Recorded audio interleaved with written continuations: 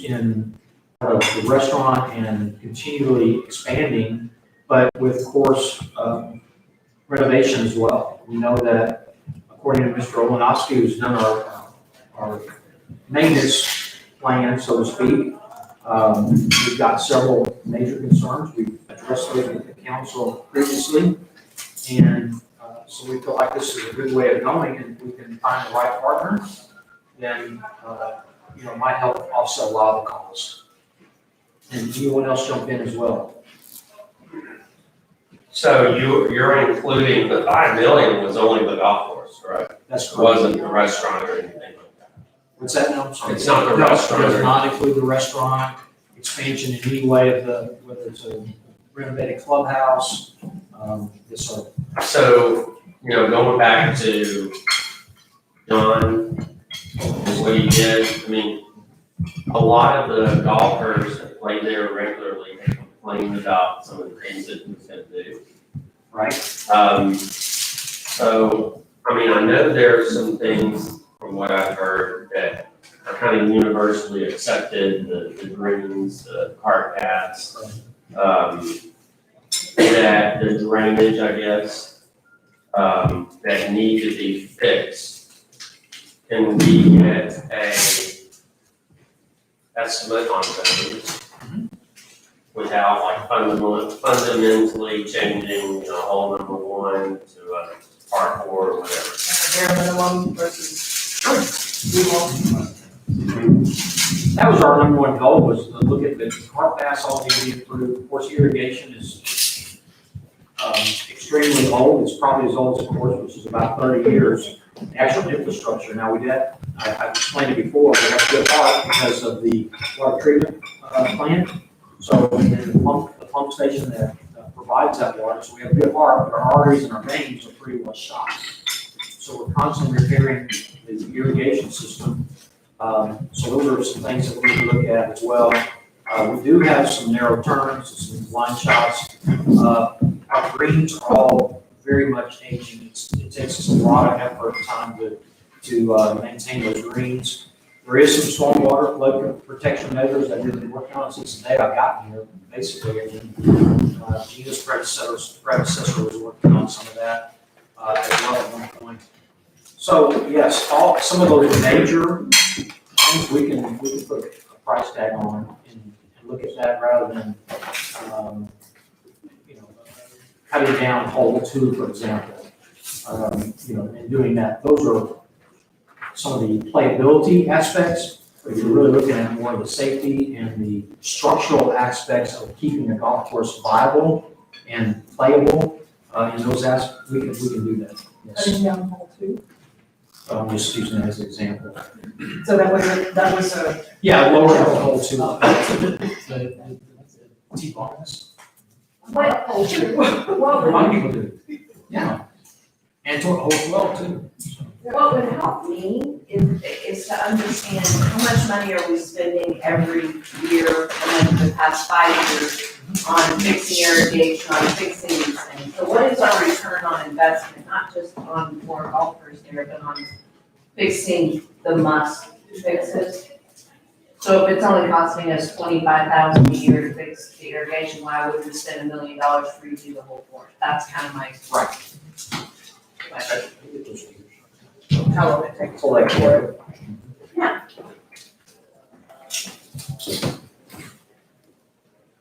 I think it goes in there. I think it leads to a bigger discussion, and it's something that the city manager and I and others have had a discussion, is how can we help offset some of these costs as well? And so there's other cities who have done very similar things. I think I put some of those in there for you as well. Maybe I didn't. But there's certainly other cities that have put together plans just like this to go out for naming rights for different, a lot of different city facilities. And it seems to be paying off, so. We figured that at minimum it was worth exploring. It doesn't cost us a whole lot. For a golf course? No, well, it doesn't cost us a whole lot to go out for a solicitation, to see if we can get a partner. I guess I'm gonna go right towards economic development. One, how are we leveling golf course? Two, if it's not making money, or sometimes it barely makes money, and sometimes it doesn't make money. How are we gonna address that, right? Because putting in 2 greens, that's not gonna address that, right? Are we currently marketing golf course? If not, why not? Oh, absolutely, we're marketing the golf course, and in our economic development brochure that we put together last year, I believe on page 2 or 3, we can talk about the Falls golf course. But to the general public. So, We understand, well, in what, help me, I'm sorry. so you're leveraging, how many nipples without having to go RFQ, how many people said, look, we're interested in investing in that golf course? Just a gold mine. We haven't gone out yet, we're waiting for this meeting to send that out. Yeah, because we would typically use a public facility, would need to get that out through a solicitation process to receive that formally. To start getting. So that's the problem, of any conversation taking place with anybody, without saying names, that they're like, yeah, we're kind of interested in this, and, you know. I think Or is it just all internal and we're going, Well, no, let's say this, pre-COVID, we had kind of developed some general thoughts about it and entities that we could approach. Even then, we likely would put this together first. You know, COVID, in certain respects, may change some corporate interest or the type of entities that might be interested. And there's others would be looking at it as a long-range project. And I think that we got the naming right issue with the golf course, but then you also, when we get deeper into the restaurant discussion, that's got an adjunct to this. And I think they almost need to look at, almost look at both of them. And that answers some of the questions. I do think on the restaurant side, there may be some pause, no matter how good it is up there, because different business units of some of these large entities, you know, they're taking big losses in other markets, and they've got basically their whole business model, and this could be a shining star of it, but it's gotta be the right timing for them Well, I think the reality of restaurants is they're all hurting right now. And so the question would be, if you bring in a large one that has the money to design it, you know, you may have a hard time. If you have a small restaurant owner, they may not have the funds to really do it the right way. And, you know, people have always said, you know, about have something at the golf course, you know. It can be a blessing and a curse because in the winter, do people go, you know? I mean, the porch, I think, is the best view in Leander. It's awesome, it's beautiful. So it would attract a lot of people.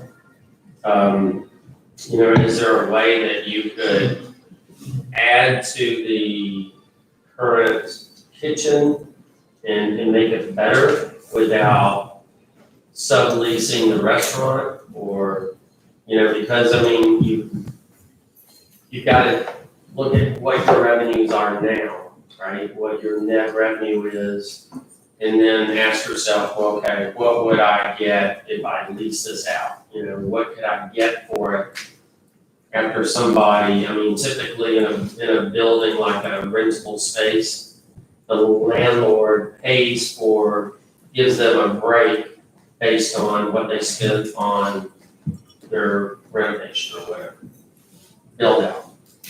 So do we want to do that? I mean, I think it's just you know, I know a current restaurant owner that absolutely wants to.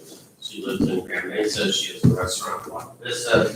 She's been looking at places in Cedar Park she wants to be near Trevisa. And But she didn't sign a 25-year lease.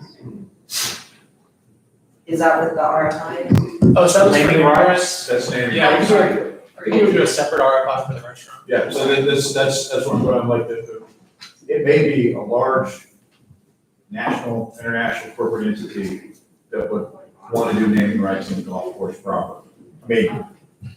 I'm not gonna say anything in particular, but they may even have a golf connection. There may be a golf retailer, something like that would make sense. Then when you get to the restaurant, that's another discussion. There's probably several ways to put that together, whether it is a combination of ground lease, build out, they build it out, we build it out, certain portions. The structure of that could probably go a variety of ways. And then we've also looked at where could that go exactly there. Could it be in addition to the current clubhouse? Could it be a standalone? Could it be something in that general area? Could we partner with one of the nearby property owners? Okay, so I have a question. So I know there was a group that was formed for the golf course. Is that right? That's right. Are y'all in communication with them? We haven't met in quite some time. Okay. After our last meeting, we got really the final plans. It was an ad hoc committee. It may be beneficial to maybe meet with a few of them, and, there are people that have connections that they may be able to put something together just out of their own interest, because they live there. Right. I don't know that, but that's, to me, I wouldn't look past the backyard before we do something like this. I mean, I really Friends do, and Cristobal's golf course, still know. I really do think that if we decided that a restaurant's not gonna work or the numbers don't work, that we could renovate that little area and make that a little bit bigger kitchen somehow, whether that meant that the clubhouse moved, to the hangar area as was discussed. And then so you move that whole dining area, towards where the clubhouse is. That's a possibility, and then you could make the kitchen bigger. You could really have a nice kitchen. Excuse me? And then, if you had to, I mean. So, Barry, are you thinking maybe rental, like some sort of rental facility, like for weddings or reunions? that kind of stuff? No, that'll come up later. But, no, not there. I think the idea of the 19-hole pavilion was that, and it hasn't worked out. I mean, they have some, but certainly, that's owned by the HOA, but I don't think that's been quite the success that they thought it was. They're offering that up as a potential. I know. You gotta get that back door. Be careful what you, can't trust anybody. Thanks. So, I think, Mark, what we're looking at is not just a P3 to sort of flush out this restaurant concept, but a P3 that could offset ongoing golf course costs, right? There's really two different. We would sorts of draw, partnerships. it would be, I think there's, for the golf course proper naming rights, for the restaurant to get another amenity in there. You've got a lot of folks that drive really far with disposable income that could benefit to it being something above and beyond just a clubhouse with hot dogs, basically. That you could have a more upscale restaurant that even if you're not a golfer, you could go and enjoy and use. And, I could see that at least, bridal showers and things like that, at certain times it could be leased for things like that too, if it was positioned correctly. Well, I know that, in other areas, some of the similarities, not just on some of the other golf courses, but also some of the marinas I've seen, they'll have a restaurant. It'll be from, a lot of the use are voters and club members, but then it ends up getting larger use around the whole, kind of that sub-region, Chamber of Commerce, meetings and everything else. So I think part of this would be, part of that process would be, what would the main users be above and beyond your traditional golfers? And then sizing, and then our size limitations on the property that we do have. Well, I can tell you, having lived in Grand Mesa for 12 years, people will go there on their golf carts. I mean, absolutely. And if now we have a way for it to be so, to get there the back way and go to the restaurant, I mean, you gotta advertise it though. You can't just do it and then nobody else knows except for the people in Grand Mesa, because we used to do the Wednesday event, and I mean, at first we had over 100 people there. Friday night. Well, that's what killed it, moving it to Friday night. The Wednesday night or a Thursday night, people will go, but you can't move it Friday night, and then, you got kids events, and people going out to eat, and, there was no point. And, the food was a little bit high, it was like $10 a person, so for 4 kids, that's pretty expensive, Kids were free. But Kids free. kids were free. I think kids were free. I think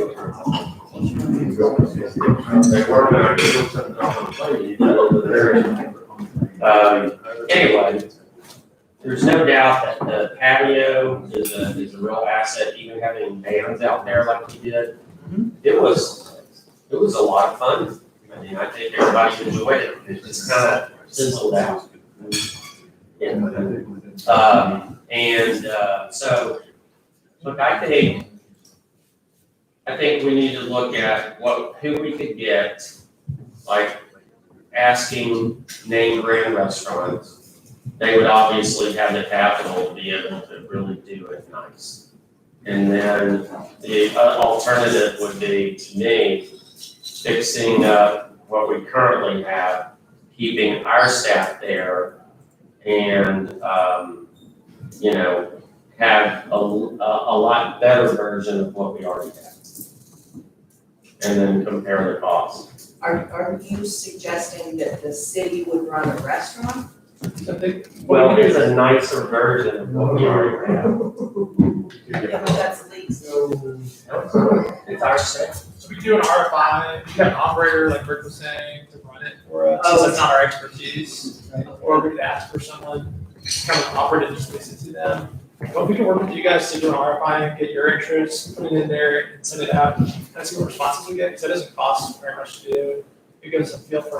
And I think if we set the bar high and go for a branded, someone that would have the capital and the supply chain, because I think that seems to be one of the issues with so many of these restaurants. They could have, even if it's a brand that's known, sit down, white tablecloth thing, especially in evenings, and then they can kind of have a little bit of a mid-range for the lunch.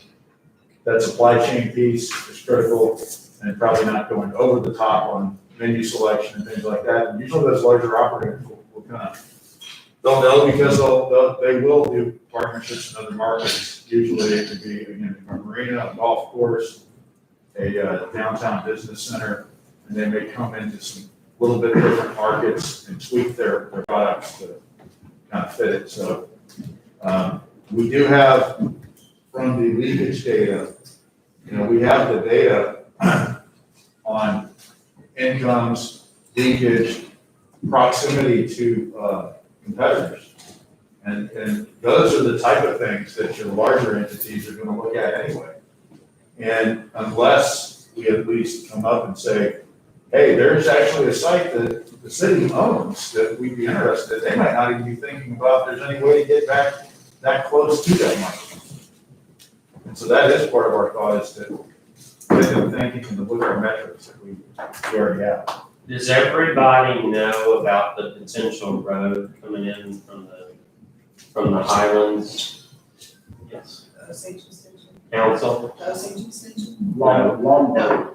Long lasso, long lasso. Long lasso. What? That's good sketch. I don't know. Wayne, can you explain what that is? Mike, can you pull it up? Hang on one second. Sorry. We have, there's a viable route in this, to the golf course from the south side. We have to build a bridge across B Hall, BK Hall. I've walked it, yes, ma'am. I've walked it a number of times and know where it needs to be placed and how it can be placed without, maintaining minimal impact on the truck and have basically an email agreement. Can you repeat on that? On the course itself? Oh. Like, he's gonna draw. You can download it, maybe I can find it. I'll see. Already pushed. We are, worse. We gotta go. Oh, that's awesome. Right, Bill Murray. Okay. Yeah, that's it. All right, here is long west. Hey, guys. Right here. Hey, everybody. This is Osage, right here, and then we connect to Long West Southern, right here. And then we've already talked with Taylor Morrison and what they plan here, and they are agreeable to working with us, to extend this road across. We'll come out like this, bridge will be approximately right here. If the 19th hole people, to do the bridge here, we're gonna have to modify probably number 10. Number 10 is gonna become a par 3 instead of a par 4. Have to get enough room here, because you gotta have parking. Once you come down here, down this hill, the grade is okay, we can make it work. I actually am starting to negotiate a deal with Taylor Morrison about putting this in place, because this is critical to have this southern access here. Now, there will be no interconnection between Crystal Falls and here, no, because this has to be a destination. Otherwise, we put a lot of people taking shortcuts through here. These people live on all that, so it's gonna rain. So that's the highlands, right? That's Turkeys. This is actually, I guess this is actually Bluffs, It's, but yeah, it's a Highlands. it's still up in Bluffs and Highlands. And we have email communications and acceptance, from Taylor Morrison. They're in agreement with us about reconfiguring. We just need to figure out how we're going to distribute the cost. And they can do this. They were wanting to, this was the last thing they were going to touch, but because we brought this up to them, we're going to maybe reconfigure the timing and things like that, because they've got a proposed, we have a proposed layout that we've agreed on. And they'll have some high-dollar homes in here overlooking the golf course. But, this is the 19th hole right here. That's potentially the HOA has discussed that being the site of a major restaurant, that type of thing. But we would have to do some parking in here. We don't want to interconnect the two here, even in the parking lot. Well, let's just say this, just connecting to our golf court, to our parking lot and clubhouse. We could stub out the road and then basically just create some more parking and then with pedestrian bridge.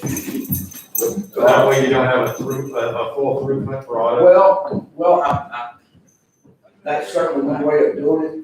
My idea was that we would have a full, automobile accessible bridge and parking and then access to the restaurant, that type of thing. I think we have the ability to do it. I think what we need to do is first determine which location everything would theoretically go, and then do the final stub out and parking, based on that. But, I'm sorry, what's the point? Teresa can access the golf course and the restaurant. Because It connects the Highlands and Teresa.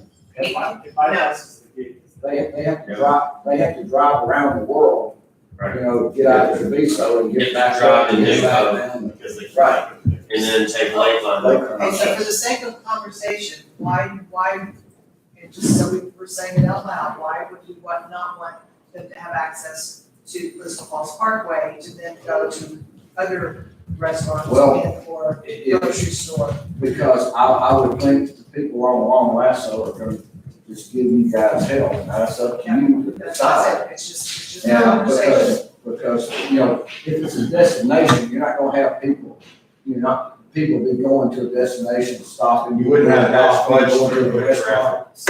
So would it be only, I mean, the purpose is to only access the golf course Yes, ma'am. and, okay. And so that's my question, is how many people in Treviso are golfing, how many times a day, for how much money to build a road and a parking spot? Well, they don't go there now because you can probably go to Lago Vista.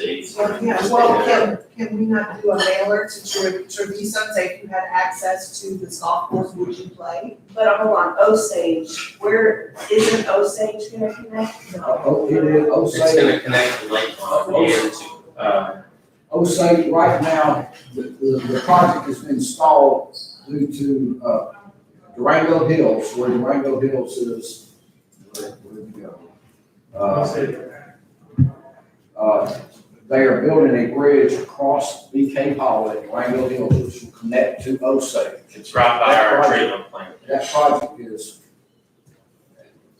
You want to sell it? Yes, please, sorry, yes, thank you. And Durango Hills is, if I've got the name right. That's it, right there. here. Yeah, That's Durango yeah. Hills. of the street. Yes, ma'am. The bridge is going across right here. Right now, they started working their bridge, they suspended it because water line, 24-inch water line and 12-inch raw water line that feeds the ponds as part of the irrigation of the golf course. This hill here, the water lines were supposed to be about 15 feet deep. They were installed 4 feet deep by Cash Construction. Taylor Morrison has worked out a deal for that to be relayed. And, there's probably gonna be one of my inspectors that's gonna be terminated over that situation. by the way. It's bad. I know, they were hauling rear end until that. Right. And Lane, I so- have a question for you though, and that is the Osage extension. What I've never understood is it's gonna connect to Durango Hills that will connect to Treviso, but it's also gonna go to 1431 Eventually, but But it's that's gonna go probably one of the last. through the neighborhood, correct? It will be somewhere probably in this area here. This is Osage, it's gonna come around like this, Okay. connect to Durango Hills. And then Osage will eventually, and I talked to Taylor Morrison about that this week, that is the last phase that they have planned. So that's probably Well, 5, 6 years out or more. You know, that's gonna be important because that's called Dead Man's Curve for a reason. Down 1431 where you start coming to Teresa. And we have a company that's looking for a zoning change that's right at the top of that hill. And getting into there and turning right onto a future It will. Whitehall Pass or whatever that If is, you Whitetail can, Pass. scroll down, Mike, where we show 1431 and the Buck Run area. This is where, I believe this is where the mayor's talking about they're asking for zoning change now to Reese Davis's property. But we've got Buck Run here, which is, you see Cross Creek there. There is an actual plat here in this area that has to be vacated. But we would expect to come up in this area, make this connection. Okay, so it's further up the hill. Yes. That's good, okay. All right, that answers my question. And it's, to be fair, it's not a zoning change, it's a zoning alignment. Okay, we're not really talking about it, so. So let me ask you, let me just tell everybody, when you think about Treviso, you don't just think about the homes that are there now. There's 750 homes on the ground. There's gonna be 3,300. So you gotta think about not only the people that are there existing now, whether they play golf, you gotta think about the 3,300 that are coming that you want to play golf too. So, you know, it isn't conducive right now. You can take your golf cart hard or go up a little trail by the treatment plant, and then but I don't even know how many people know about that. I don't think many people I live don't there. have any idea. I got a question for the people that actually play on the course. What condition is the course in? Okay, fair, let's do It's It's not, a good condition, come on. It's great. it. there's some, Either is or it isn't. I played there a week ago. what conditions is the course in? There Well, are I'm saying areas that are bad, the- there are things that need to be fixed. Okay, And there are, I don't know, I didn't notice the drainage, but supposedly that's bad. People talk about that. There's some blind shots, there's some areas where you hit your ball, that we're all 50 yards from the right or left. Hold on. There are some areas that need to be done. here's my point, golfing is an experience, right? If I go to a crappy course, I go there once. That's it, and it's not word of mouth, I'm not going, hey, you wanna go play this course? No, the only piece of the course I've seen is at the 19th hole. I'm like, man, that's beautiful, right? I'm here now when it is beautiful, and I'm like, that must have been an amazing course, but I'm looking at the thing, I'm like, I think You should complain. what makes this course different and attractive to people is that when you're on the course, you will see so much wildlife. There are streams, well, where there's water. There are streams, it's a beautiful course. I mean, the designer that we had talked about, it's not an easy course. Everything slopes. So, I'm sorry, it's a mountainous area or hillside area. the mayor. I don't wanna spend a ton of money making everything putter off, that's the whole kind of beauty of the course. And I have to agree, it is very unique, but I didn't realize how, and I say bad, when I say bad, I don't mean it's in bad condition, it's very challenging. It is. But I'm no pro, and not until I went somewhere else did I realize how challenging it was. And then the golf pro telling me, don't be so hard on yourself, this is a challenging course. Like, okay, well now, understanding that as someone that haven't played in a couple of years regularly, but you get used to that, and you kind of like it, because you have an advantage over somebody that doesn't, because you know, it looks flat, but it's not. Right. You know where it's gonna go, but I think that goes for any golf course. But I think that is what makes it special, is because it is challenging, you want easy golf, go somewhere else. But that's what is happening, because of lack of access, just like you're talking about, lack of access. And the local people, I think, or what I hear the most of, are the ones that really want to get some things, just tidied up a little bit. In 15-16, just to give you a reference, in 2015, 2016, the end of 2016, the final numbers came in, all of them verified. The course was supplemented by the city, $320,000. The next year, we supplemented only $120,000. The last 2 years, we were in the black, $20,000. Last year, a little over $40,000, $42,000. Before COVID, we were on target to be about $100,000 in the black this year. We're still probably gonna be in the black. It's gonna be really close this year because we did take a meeting in April. But May and June have been really nice. July has started off good. If we can continue to have good weather, I think we'll still be in the black this year. So we turned the corner on the revenue portion of where we're at now. Isn't the There's reason people in why- there to help us really, let's make it even better. Let's get people from the region or not having a cross-country club. Is there opportunity to bid on it? Is there opportunity for us or some other amateur tournaments that we can take advantage of? But probably not the way we are right now. Well, I think the reason earlier to say this, isn't the reason that we went from, it was 80,000 in the hole and 320, and isn't it the reason that we're getting reclaimed water now? That has made such A a lot of huge reclaimed water has difference. been huge. So we Helping us keep shouldn't that course ever free. be 320,000. It should always be close to making money. So if it's making money, let's invest in it. I think that was what I started out. If it's making money, let's invest in it. If it's Okay. making no money. But I'm gonna say that a lot of the city golf courses, they're not necessarily supposed to make money. They're That one managed. too. And yet, if you look at the development that's out there, there's probably a reason why it's where it is. So that inadvertently, maybe not directly made money, but it was a draw for that development around it. So it's an amenity that doesn't have to make money, but, you know, of course, we would like it to make money, and The rest of it's the paying city would for like for it to itself, make money. because it's making revenue by the draw of the location. Is that a fair assessment, Greg? I think it is, and we would, if we can enhance it, we'd like to Yes, do it even further. keep it Well, going. you also have to think about the incremental taxable value of the houses along the golf course. And say to yourself that a house that's 800,000, if the golf course was turned into, you know, a park in Eagle, might be, you know, 600, you know? So, yeah, there is that, you know? But here's my question, again, back to the ROI. If we need 5 million to improve it, or we wanna invest 5 million into it, Robert, now we're gonna be paying the credit card debt on the loan, and we're gonna be in the red again for how many years?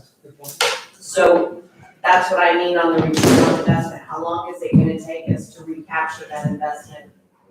And I know Rick's probably had some stuff to deal with, Cameron, Evan, maybe several others. But where I came from, we built a very expensive park, the marina, dugout off the Cumberland River. And we solicited just the naming rights and a marina to come in. The Safe Harbor Marinas came in around Knoxville, Tennessee.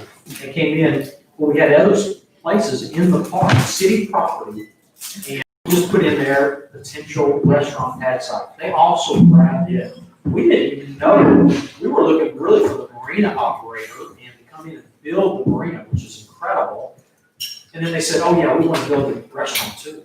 So that's a That's kind of what we're hoping for, is to create, a buzz about the opportunity and get, you know, hopefully multiple entities interested in outbidding each other.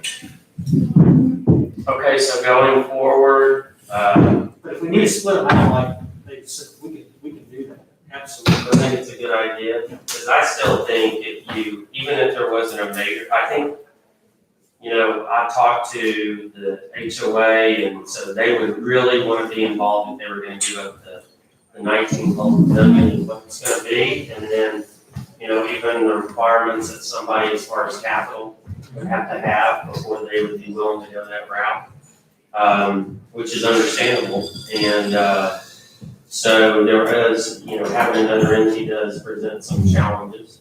But I still think that because that is such a nice venue, you know, the courts and having the kids that can go play on, you know, on the putting green, I still think there is potential there with having just a nice enough grill, you know, that you could get people out. I think there's a winner there, so. Okay, so we'll move on to type A, B corporations. And Cameron, you're probably a good person to go through just the difference between the two and what the advantage might be. Sure, so I think just generally, I think type B is what we'll be more interested in, just because type A is more industrial focused. So if you're a city like Taylor or something that has a huge industrial park, A would be more appropriate, but if we're a community that's more interested in doing some quality of life enhancements as well as doing some business attraction needs, probably a little bit more appropriate. Thanks.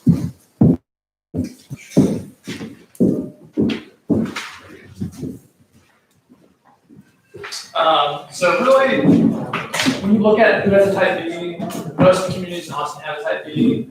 Only Gerald and Taylor have type A corporations. And if you have both, Cedar Park, Idaho, and Georgetown have both, but the rest of them, type B is what's more common. So type B can fund a lot of different things like entertainment and tourist facilities, professional and amateur sports facilities, public safety facilities, parks, water supply facilities, water conservation programs, streets, roads, drainage. So if you're doing something to bring in a business, like putting in a street, putting in water infrastructure, that would be an eligible expense. If you have some blighted areas that you need to demolish structures, that can also be allowable. Use the type B. So you can land bank. Yeah, you can definitely land bank, you can buy out properties, hold them. And the good thing about a type B corporation, cities can't just directly sell to someone. You have to go through the RFP process. A type B corporation could directly find someone if it's going to bring jobs and increase economic commerce. Yeah, basically. It can give the land too as part of an Yeah, so economic development. You can basically distribute the land as the. Yeah, whereas the city can't do that. You can't do that. So there's ways to do it in the city, but it's a lot more complicated and it doesn't always work out. So just so everybody knows too, Liberty Field, gives 1 cent currently to an ESD, but they still have a B corporation that's funded by 1/4 cent, which is what I think for us would be appropriate, still giving 1 cent away to Capital Metro. So, I think the main advantage to myself is just the speed at which a 4B company can move. Because, even, we had people coming in from California to look at a piece of land.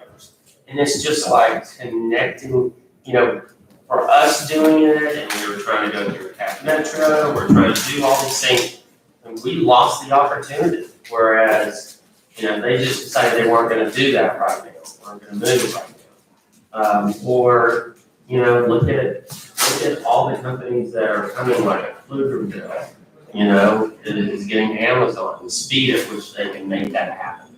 To me, that's. So something like the Heritage Grove Road situation where instead of having to go for grants or budgeting a year out, we could right then cut a check, get it going. So it does speed up the process a lot, makes you more competitive. Absolutely. Some other things to consider, primary job requirements. So you usually have to tie your grants to primary jobs, but you can do that through headquarters is usually the one thing. So for doing professional jobs, if it's a regional headquarter or a national headquarters, you can do that. And there's a list of different NAICS codes. So if it's all within those categories, you can use the money on those projects. The other thing is we do the type B, you have to have a 7-member board. No more than four board members could be city officials or employees, and you have to find 3 other people, not currently on city council or employees to fill that. The other thing to consider is public notice is required. So the way you can do that is at the beginning of the year, if you know what type of projects you want to fund, you can announce that. You don't have to go through the full 60 days. But if it's something that you hadn't thought of before and it comes up, you have to go through the 60 days. So, Larry, that's important, that touches on what you were talking about, Mayor. So a lot of EDCs have like a project list that's endorsed by the council. So as long as the project is on that list, you don't have to wait, 60 days. Right. Yeah. And you don't have to Is it make it by super the specific. You can do, Right, yeah, it can be pretty broad. you can say we want to enhance roadways, and if that way a company comes in and needs a roadway extension, then you can do that with that. Without having to go back for, create that as a new project. I think I mentioned it before, but when Bob Shaver and I went to Frisco, and we had their EDC director, and they talked about how active they were in buying parcels of land around the city to make sure that, you didn't give up the best corner in your town to an apartment complex or a daycare, or, if you wanted something on that corner or in a parcel that absolutely could maximize the land's value, so. I know in the city that I came from, there was a piece of property where we did that, where someone came into a pesticide company, and we're like, no, not the best fit, but they were able to hold on and get something that's a lot more desirable, so it gives you the control. As a city that wants to wait. So if you wanted to adopt network development sales tax, you do have to go to hold an election to do so, to put it on the ballot and word it on how you use the funds. We would also have to specify what the rate would be, so if we wanted to do a 1/4 cent, we would put 1/4 on there. You just can't go above 2 cents, so if 1 cent's going to Pat Metro, we'd have to figure out what percent we want to do. Now, for doing a type B, if you took the 1 cent out of ad valorem tax, do you still have to have an election? No, so if you're out of ad valorem, we don't have to do that. Okay. I mean, really, it's semantics, really, I guess, That's true. So a 1/4 cent, this is a rough estimate, Robert might correct me on that, but it was about $1.5 million, but if the projections are higher in 2020, that might be higher than that. So if you don't allocate. One question. How does that affect us if we created it and it's coming from, let's let's say ad valorem as an example. How would that affect, how would that affect us under the current AV requirements for tax rate, all that, or does it just get blended in? We have an actual official corporation created. I don't think you can budget, you can, do it by ordinance, you do it by charter amendment, where you dedicate a part of your tax, but that's not legally corporation tax, so it would just be a transfer like any other expense, so I think you're still under the same. Okay. What if you have like a special revenue fund for that thing? But in terms of setting the tax rate for the general fund, that just is another. It'd just be part of it. Okay, it'd just be part of it. I think, to me, if we were always gonna be in this situation, it really doesn't matter whether you take a quarter cent out of the 1 cent that we do get to capture, or whether you take it out of general revenues. But if you think down the road that, whether something might change and you could capture percentage of the 1 cent that's going elsewhere now, then I think that is an advantage of having a traditional fee where you go to the voters and get them to approve it. And I think most times I would venture that if it's presented to the voters as a way to spur economic development, they would probably support it. So if we didn't use sales tax, kind of touching on the property tax idea, you could designate that or a percentage of it. As we talked about before, 1 cent equals close to about $615,000. Which that's currently about where the department is currently funded at. It's about $600,000, right under the So different options, A or B corporation. There could be some type of hybrid that you could do where you can create it by ordinance and model it exactly after a type B organization you're using ad valorem dollars. If you use sales tax, you have to go through A or B. Oh, sure. So yeah, if you did the hybrid, you could just basically create an ordinance, specify those ad valorem dollars, and basically model it after a type B. But if you did use the sales tax, it would have to go through those regulations.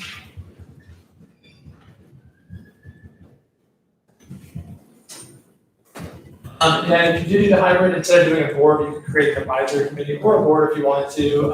It basically depends on how much control the city council would prefer. So if you'd rather it all come straight to you with the other board, you could do that, or you could create an advisory board that made recommendations to you. And if you did that, you would use chapter 380 agreements to do the grants. And just so everybody knows that traditional 4A, 4B boards, they have their own budgets, right? I mean, it's still, the city still kind of quasi controls them.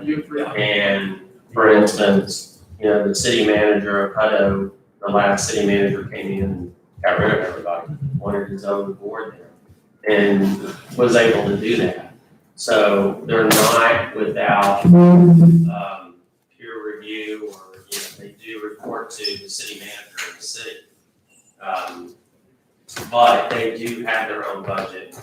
You do have employees, and where you have the whole 1 cent, because we're talking about a lot of money to get the whole 1 cent. And they do things like travel to, recruit. I mean, it's honestly, they do get paid. The director is fairly well paid. The rest of the employees, not so much. The rest of the people on the board, not so much. Some people can just be volunteers. Like, there is that kind of goes with it. You're kind of creating another potential entity within the city that's allocating city funds. And some are more standalone and some are more adjunct. It kind of just depends. Yeah, and the way you can set it up is that you can have every kind of grant that they approve would have to come to city council, so that way you saw that oversight. So it's not like they're just doing whatever they want to do, they just have to come to the city. And it goes back to what Cameron touched on earlier. In some cities, there could be 4 council or 3 council members on the board itself, right? Chris, what are your thoughts? It's important. As far as the hybrid model versus the B, I'll give you that more information as far as the recommendations there. I think for me, if we can't use sales tax dollars, the hybrid would make sense, but if you're gonna use sales tax, then I think for you, makes sense. I think also whatever way involves the general public and getting signed off to make sure that we're going to do this thing, makes more sense too. And I think that we're at a severe disadvantage by not having something like this. I did too. I really did. Land banking is Yeah, critical, the land bank piece, especially. if anywhere, whether you're trying to create a industrial park, and you're trying to create a traditional old Texas downtown, you've got so much more flexibility versus if the city does it. Because a lot of times if the city does it directly, one of the results is often speculation. And the second the city's discussing it, going through their process, the price changes. Absolutely. It's hard without it, you can really just encourage things to happen, but with it, you can kind of make things happen because you control the land, you can choose who comes in and out. I think it's almost, I mean, it is really hard. You know, people, when Tesla was talking about coming, people were like, why can't we get Tesla? Well, they wanted 1,000 acres. We don't even have any current tracks that they don't go that far. And they needed it flat. And the cost was a lot, it was everybody. Yeah, that's right. Everybody. And so I think by being able to do this, if you had to, you could buy one of those tracks to make it easier to link up two other tracks, for instance. And then just sell it back to the company that wants to come in, you know. I mean, the goal in the end is not to grab land and hold it, keep it off the tax rolls. Is to position, is to just be an interim holder of it, to put it to the highest and best use, so it's actually does have a greater benefit and greater value. Prevent something like storage units coming in, you could wait to get an actual employer.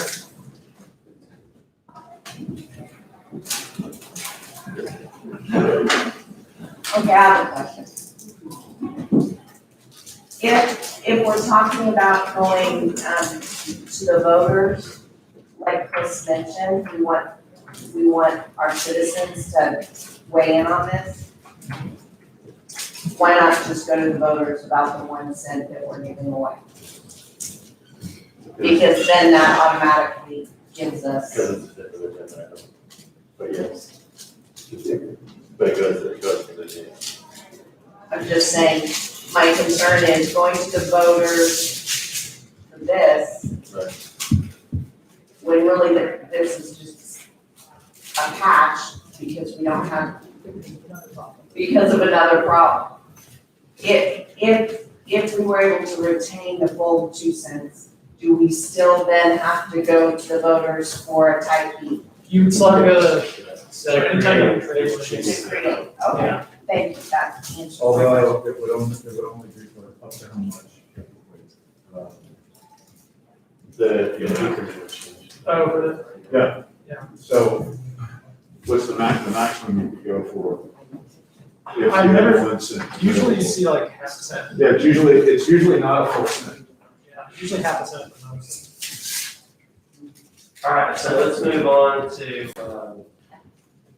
the next one, but I think, just to finish up that last one, I think some things are gonna happen that will probably make that picture clearer, but I certainly, would love to, really put together those scenarios and bring to council. I think it would be a great thing, potentially put before voters.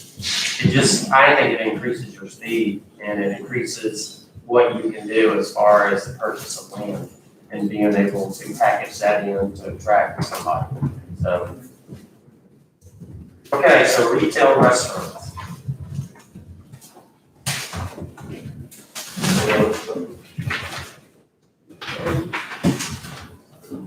Retail strategy? Y'all had, Oh, this retail strategy? well, Well, y'all had that summary in there, y'all. Yeah, we have read Go over. over the, You know what, I can quickly just say, I read through the retail strategies, very wonderful, what have they done for us lately? I'm sorry. What have they done for us lately? So they did submit a report of the things that they've done. I know, I saw, but what have they brought us? Nothing's, I can't, I can't point to a project that they've actually pulled in. How much we pay into? No, I actually was reading through something and it was like, it's, Sure. they're being paid approximately $122,000 over a 3-year period, so. We're already in that. Regardless of what they do. There's no, we can't. No, we can get out. So, But here's what I think they do, and that is, I think, what they do, I mean, really, whether it's them or any of the similar companies, what they're doing is they're providing you analytics. So that when, let's say a Tesla wanted to know the economic, demographics for an area within 10 miles. That's what they do. They also do some nice marketing materials. And he did, the guy from Retail Strategies did set up a meeting that we had with a hotel developer who kind of is very interested in Leander. He's out of Houston, and I've talked to Rick about him, but he still thinks it's a couple of years away for us. So I think there are potentials out there for them. I think it's nice to have that. It does cost a lot of money, but we could probably use them more, and we could probably ask more from them. Well, that's a good point. I know that's one thing Cameron and I have been working on, is trying to find work for them to do, right? To focus on, here's some things we need feedback from you on. Are they just on call? Well, they're supposed to be proactive, they are doing things on the, kind of independently. I think that's right, we could work with them a little bit more and kind of point them in a specific direction to. And here's the thing. Official stuff. Here's the thing that I have a problem with those types of companies, because when I went to the national ICMS show, Oh, I see. Yes, they're interested in, getting Cracker Barrel to put a location in one of their cities. They're not necessarily interested in Leander or Pelton or whoever the city is. It's just, here's our list of cities we work with. Who do you think would be best? And sometimes I think, okay, are they really pushing for us? Or are they just pushing to get the company? So I think we could maybe push them a little harder to get them to really focus on, look, you wanted in the Texas market, we were one of your biggest cities up front, which probably helped you get into other cities our size. And we're the fastest growing city in the country. It's kind of nice to have that in your portfolio.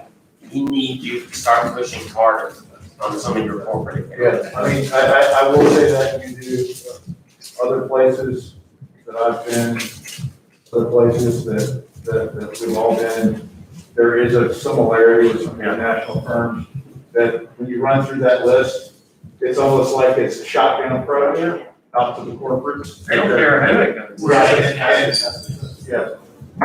I would like to say, I was disappointed that they have not set up any meeting at the ICS. Even one of them, Exactly. in Vegas. Yeah, I do, remember I went before, you usually try to set up 20 to 30 meetings at a time. Yes. That's something we can ask them to do for this next one. Yeah. If it is in person. Now, truth matters, individually, we've all set other meetings on real prospects. Yep. Just us at different times, Oh, yeah. Individually. so if we're doing more, and we're getting more, why don't we film? Well, To here's, get the same stats. I think as we become, as you saw, we have kind of tweaked some things a little bit. We've kind of got, Mr. Inside, Mr. Outside, and the COVID is, everybody's a double team.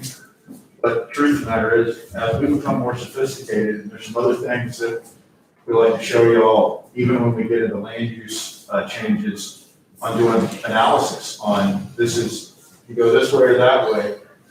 Some things we've talked about trying to finally do it, something that Robin Shop, I think, is gonna add to the process too. As we get more sophisticated, yes, we can, as long as we have some of there's a few subscriptions where you can probably grab some of those analytic tools, and we can do some of that as well over time. But right now, it's not bad, but I could see in a not too distant future that we go do everything in it. So I've used them, just so everybody knows, I mean, I've used them. We've got a burger chain that, if not for COVID, would already be our building, you know, and I took them to 5 or 6 potential locations, and because it's all greenfield, the analytics were nice to be able to show them the demographics within 3, 5 miles, wherever. So I've used them for that, and then we've got an entertainment venue, you know, bowling, axe throwing, that again, I think is going to come post-COVID. And I think it's been useful to be able to, once again, take a look at the demographics on the 2 corners that I've looked at, you know? So I think they have value, whether they're the best company in their field, I don't know. I think the primary thing that we do get is the analytics side. Yeah. In terms of what we do with the analytics and truly Yeah. market it, I think we really That's have up to to do that. us. So I agree with all the above, Yeah. because we need the data, We did. but we have to actually make it happen. I think one thing that they mentioned in their proposal that they're gonna do is set up a lot of meetings with developers, because I think that's a good way to get more retail, because a lot of them aren't gonna come into a greenfield site, they want to come in next to a bunch of other people. Yeah, we never got that report. They were gonna meet with landowners and stakeholders. So we need to get them to do Yeah, that. we did, Yeah, although it's not a good time now, but, they need to do it. you know what, I'm gonna say about the slot, you need to remove the potential, you turn it into connect. It's not about the potential, it's about them making things, if we're gonna pay them, to get what Marty's talking about that. So making things, you should say making things happen. Yeah, but just look, if somebody got in the military, if you put potential in their rating, that was it, never done. Yeah, really. If you, yeah, that's a crude killer, so change that potential to connect and get things moving, make them return Here's, to us what we're paying them for. okay, what I was, the analytics they provide are through a website called Sites to Do Business that's available to every CCIM broker out there. Yeah, I know like Azure Community Analytics and stuff like that, there's a lot of similar ones that you can do. Right. And, yeah, In fact, We can ESRI look is at free. that, in CoStar. CoStar, which is one that we had. That's right. CoStar is great. Councilmember Candy, you're exactly correct. I mean, that's the document they're getting, is right, Cam? It's an evergreen document for the analytics. And it's Site to Do Business, I mean, that's what they're, well, their contract's over in 21, so. And then we can definitely, it would be cheaper, even though it's not cheap by itself. I think the full suite for something like CoStar, and when you have something like CoStar that is like a land, there's a module where you can even see what your competitors, you can look at even buildings where, when leases are up for a given, company that you might want to recruit. You can get that kind of data, not just your statistical data on income and credit cards. I don't, yeah, I was just saying, I don't think it was a bad thing to do at the time, I think we're working towards a point where we can phase that out, and be able to do all of this. we can That's a lot of say, overhead, right? Yeah. 122,000. yeah, you can pay for someone to pull the analytics once a year. Very small, Evan. One other thing I hope that they Cameron are doing continuously is expanding our presence, expanding our footprint in all these data sites. All these site selectors that are working for national companies, they don't care about the retail strategies coming to them.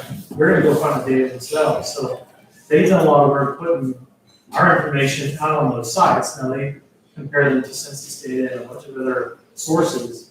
So once we get the next census round to supplement what we're already putting. Oh, yeah, there, it's gonna be over the top. it's gonna go up. We're not even gonna have to ask anyone, they're gonna come to us. It's like, until then, they've been doing a lot of work to make sure we're on those other sides. So, good.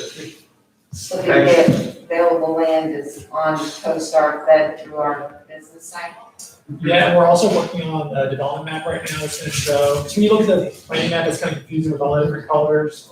It's just gonna show land that's still undeveloped, commercial or industrial, so just be put right on that. I have one question, and I know that that Paul's not here, but are we set up right now? I know that some entities used to do this. With our site, can we basically tell what entities may have been phishing our data? Because that can also give us a good indication if we start seeing a trend or a peak of, national site selectors or hoteliers or restaurants or employers, that something is imminent. So You can use Google Analytics even for free to do that. Yeah. Some platforms provide that.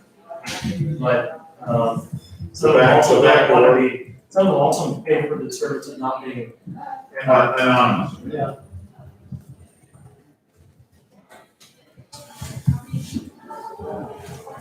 Okay, so we'll move on to federal grant assistance.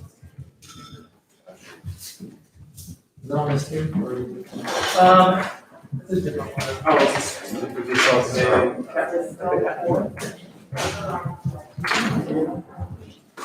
Yeah, I do want me to, I don't know. Yeah. Yeah, if you want. Thank you. Mayor, I don't know if you want me to say some things first or you, but, Yeah, I think it's your expertise. okay, so, in a couple different lives, manage, not only on the consulting side, the development of what is called, Federal Transit Administration, Livable Communities Initiative projects. Those are basically streetscape projects. So your sidewalks, your street trees, your pedestrian scale lighting. A lot of the things that you see in activity centers, give it kind of that soft touch, makes it that way you're not just dealing with open ditch and gravel. The intent of the Federal Transit Administration in that regard is to get folks, pedestrians, employees between transit services and their destination. Now, because we have the rail station, because we have the pickup service itself can even, let's say within the TOD, you can even have another thick drop circulator. That opens up another stream of federal funding that could be 80-20 and could greatly offset the cost and also the speed at which, let's say, North Line is an example, or for that matter, the redevelopment of Old Town could occur. One thought is, what if a phase one project, if we were able to partner with Cap Metro and Campo, what if a phase one project was effectively doing a master plan, and then within that master plan, maybe the first piece is redevelopment of streetscape in Old Town on 183, the creation of a gateway, creation of a pedestrian connection, maybe it's crossing the creek with a separate pedestrian facility, maybe it is lining 183 with pedestrian scale lighting, similar to what we'll have in North Line, similar to what we have in Denton and Old Town, to create that nexus. So to that end, we have had a couple of meetings. They've been pretty positive. We're gonna have a follow-up. Campo and Cap Metro are looking at the planning funds. This would be a multi-year effort. And should we remain in all those partnerships, that would be one way to bring back capital, real things that we need that otherwise we might have to debt finance and cost us a lot more over time. The other piece of this could also be, as things go vertical within the TOD, potential for creation of mixed-use parking facilities. So you could even have things that are wrapped, it might have retail, it could be flex, it could be shared use, it could be transit during the day. In the evening, it could serve restaurant, entertainment, I realize movie theaters and things like that. We don't know where they're going right now, but that was one of the ones that historically some of those facilities have done, because they have different, on their peak period of usage falls at a different time. You're not going usually to the movies as frequently until it gets to the evening. So that's a whole other jump in capital. But the first step would really be to look at creating a master plan and really a framework for how we would address a lot of the eligible activities within both Old Town and then extend that into the TOD as well. And I don't know if Mayor or Economic Development would like to jump in. No, I think you basically covered it, so just could be a good way for us to capture some federal funding that we wouldn't get otherwise, but it's exciting. So here's my only thought on that is we've had several different plans in the TOD area. Of course, the initial ones, and then there were rebranding a couple times, different things, on and on and on for the TOD. And I guess my question would be, to what end? If these funds can help Old Town, I think that's great, but we've already spent $15 million of taxpayer dollars in the TOD. And so even though it's an 80-20, if it's, Well, let's give you an example. If you create let's say if you created a $10 million master plan, just as a start, and the developer, so that you could be talking about maybe a tri-party or four-party agreement, and the developer could be planning on going and spending $8 or $10 million. As long as everything is good to federal funding requirements, so Davis-Bacon wage rates, has to go check all the boxes, that actually will create overmatch.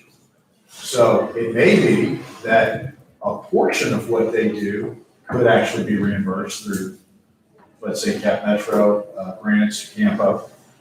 But at the same time, with that overmatch, that is the local share match for what happens in Old Town, because it's all one larger master plan. So it could be mutually beneficial. It could actually minimize our cash outlay in the larger scheme. It could also bring some additional funds into that development that's not directly coming from the city at any point. So it would almost create a rolling effect of advancing additional money into all of the eligible areas within, because Old Town technically, I guess, falls in the TOD as well. So it might help move things along even faster. there's not a whole lot of land left in the TOD to be developed, and so, But this would be the streetscape pieces that would need to come in.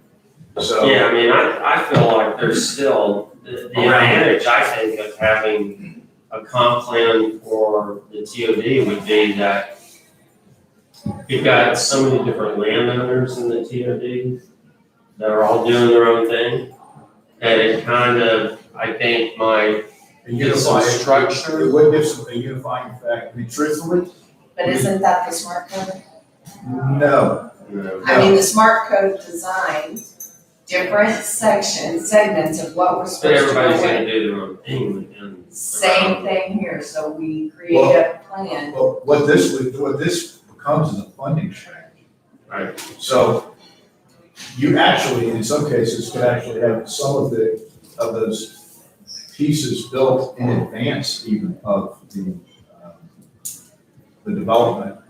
Again, this may be a way to actually enhance all of the developers' expenditures on that public infrastructure, and get it done faster, for all of the above, and elevate Old Town move along. I think it really helps us out, because, there have been people that have wanted sidewalks along 183 forever. I think I get an email every other day. And that would be an eligible activity, right there. Yes. And, as far as, the rest of, I think it could potentially help us on some street improvements, probably parking in Old Town, Yes. signage potentially. It'll even do public art. I know there was a park identified within North Line, and of course, our other park.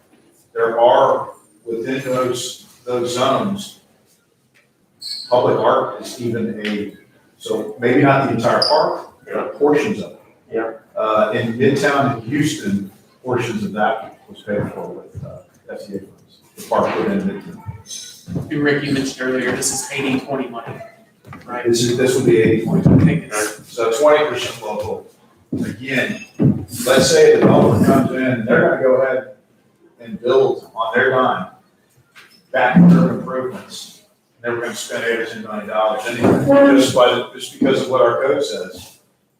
We get them to bid that, and we say, okay, well, let's make a deal. If you overmatch it by building all of it up front, when we get reimbursed, we'll give you back 3 or 4 million of it, maybe not 80/20, but at the same time, we're also gonna build things in Old Town. So, it definitely gives us another tool. I think it also, when you start talking about future matching funds or federal FTA funds, having the comprehensive plan, I think makes it easier to facilitate that, you know? So there's really not a whole lot of reason not to. I mean, Well, other you're than the talking time about it takes. and money, but you're talking about a sub comp plan, just for the Right. two. Correct. But I mean, so many TFDs around the country are financed either by the Metropolitan Authority or the state, sometimes with federal funds. So, I mean, we've kind of gone it alone. Yeah, and I think, I will say this, I think the lack of having, let's say, the FTA, LCI type paradigm, and the lack of what's really known as the joint use, public-private partnership piece of the FTA, that's also in the regs.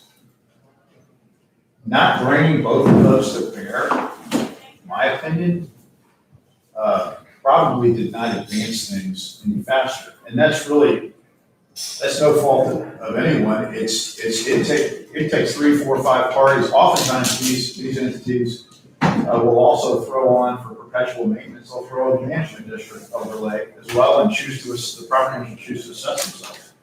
So they can pay for off-duty police officers, trash pickup, lighting, Christmas lights, things like that. But again, that's not a city, that's a city-approved entity. But that's where you have property owners that want to assess themselves within a given district to take it to another level. But we already have the TERS overlaying this. But the TERS is capital. The TERS is your capital. The other is effectively perpetual maintenance, is what that gives you. There's really no reason not to do it. When you think about the fact that if we would only have to pay 20% of it, and they pay 80%, and we're gonna get funds to do sidewalks or lighting or overpasses, a pedestrian overpass over, from, North Line over to, where Old Town, it's the same side. I will say this, if you go to the Woodlands Waterway and all the PED connections, there's something in the neighborhood of 40 to 50 million of FTA funds embedded in that project. In the town center, Woodlands Town Center where the waterway is, for the restaurants and everything. You think you could get federal funds to quote unquote make a river walk? I'll give you an example. On that one side that the trolley runs, the Woodlands Waterway, that trolleyway was built with federal funds, including the bulkhead on that side. So then there was another project that includes a bridge, and that had a state enhancement grant on it that even included the elevators to get for ADA compliance. So depends. Oh, you ready, yes? That would be a long yes. Okay. Well, I'm gonna tell you, I think no matter who wins the national election, infrastructure is gonna be a huge part of the recovery, And being ready. whatever that is. And I'll tell you this, a lot of this will come down to, if you have one of these that's signed off on by the FTA regional office, and you have the environmental clearance, and you submitted it to the MPO, and you have an agree with Cat Metro, then going after the funds is gonna be infinitely more easy than trying to start this after those initiatives come with another transportation. How long does it take to get the plan done and everything you just listed off done? Probably cradle to grave, I mean, you might be looking at, 9 months to a year, maybe, and that's probably in that range. Having managed some of them in different places.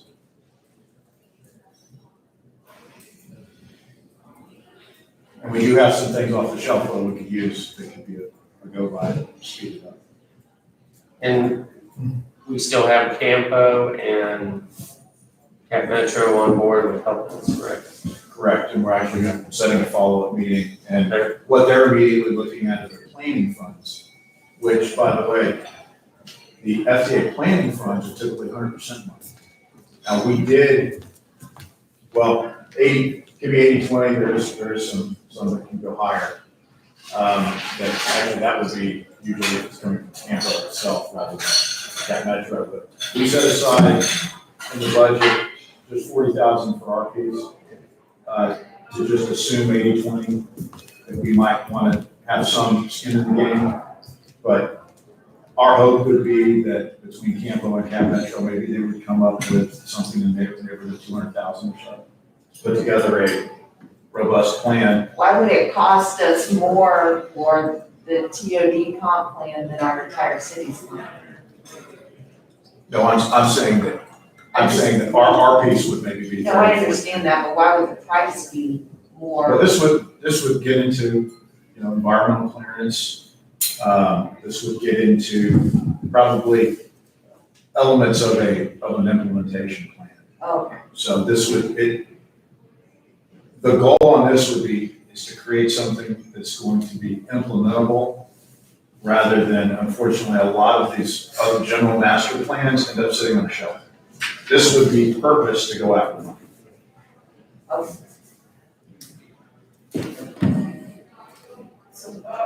So, What are the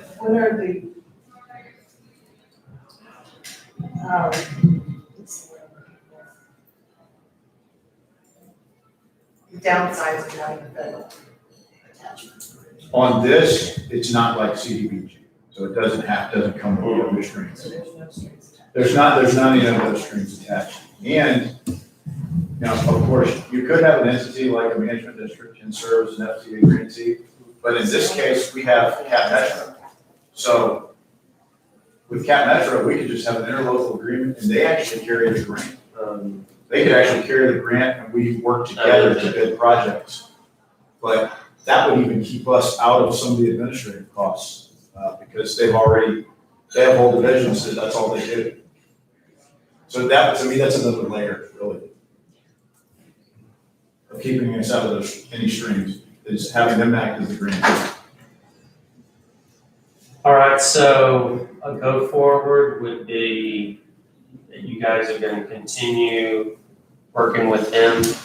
And then when you get to a point that you guys are ready to go to the feds, you would give us an update. Yeah, what we would do, we move forward, we might come to y'all with an interlocal agreement, Okay. and it would outline, and then we would obviously have to figure out if they're gonna hire a consultant team, we would hire one, or if work's gonna be done in-house, however they would wanna proceed. In a perfect world, I'd love one to we do an interlocal agreement, and we give them $30,000 and they go. When you say they, you mean the feds? Well, I'm talking about if we do the master plan first. We'll have to do a master plan first. So who's the interlocal? Interlocal would probably be with at least Cap Metro, possibly also something with Campo. Okay. So we'd have an agreement how those funds are gonna be used. Got All right, so moving on to Old Town initiatives. Evan, you doing this one? What about there? Yeah. Okay. So, basically, we're gonna ask you guys about the possibility of re-upping some of the funding for the Old Town program, since we use a lot of it for the emergency business grants. We were hoping that it would be reimbursable for the county. Unfortunately, they're saying that they're not gonna reimburse those business grants. Just to give you guys some background, those created back in 2015 to encourage small businesses to rehabilitate buildings in the Old Town area.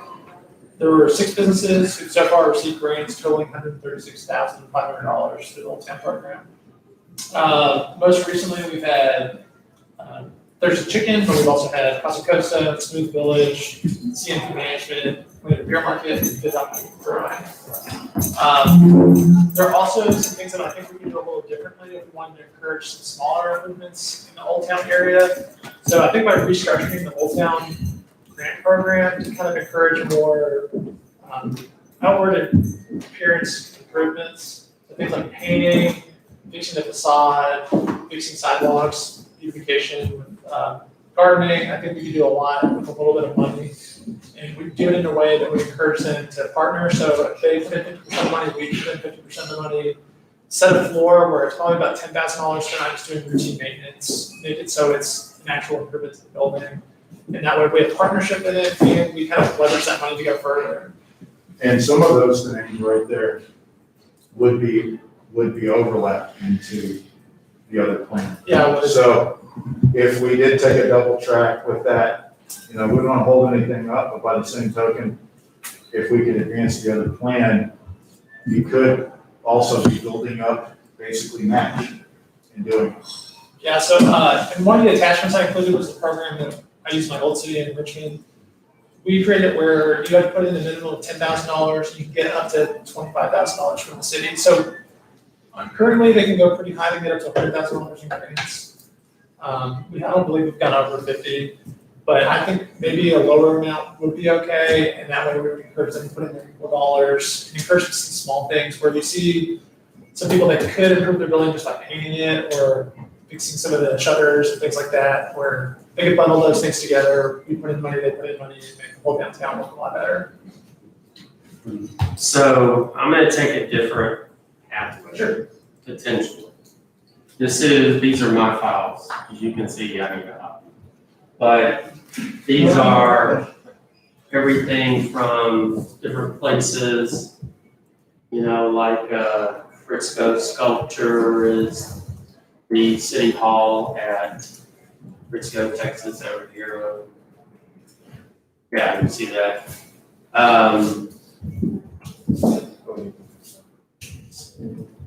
Murals, art. The thing that I don't like about the grant is, and that is, Fifth Element's a great example. It's been 2.5 years, maybe 3 years. What do we have to show for it? So has that expired?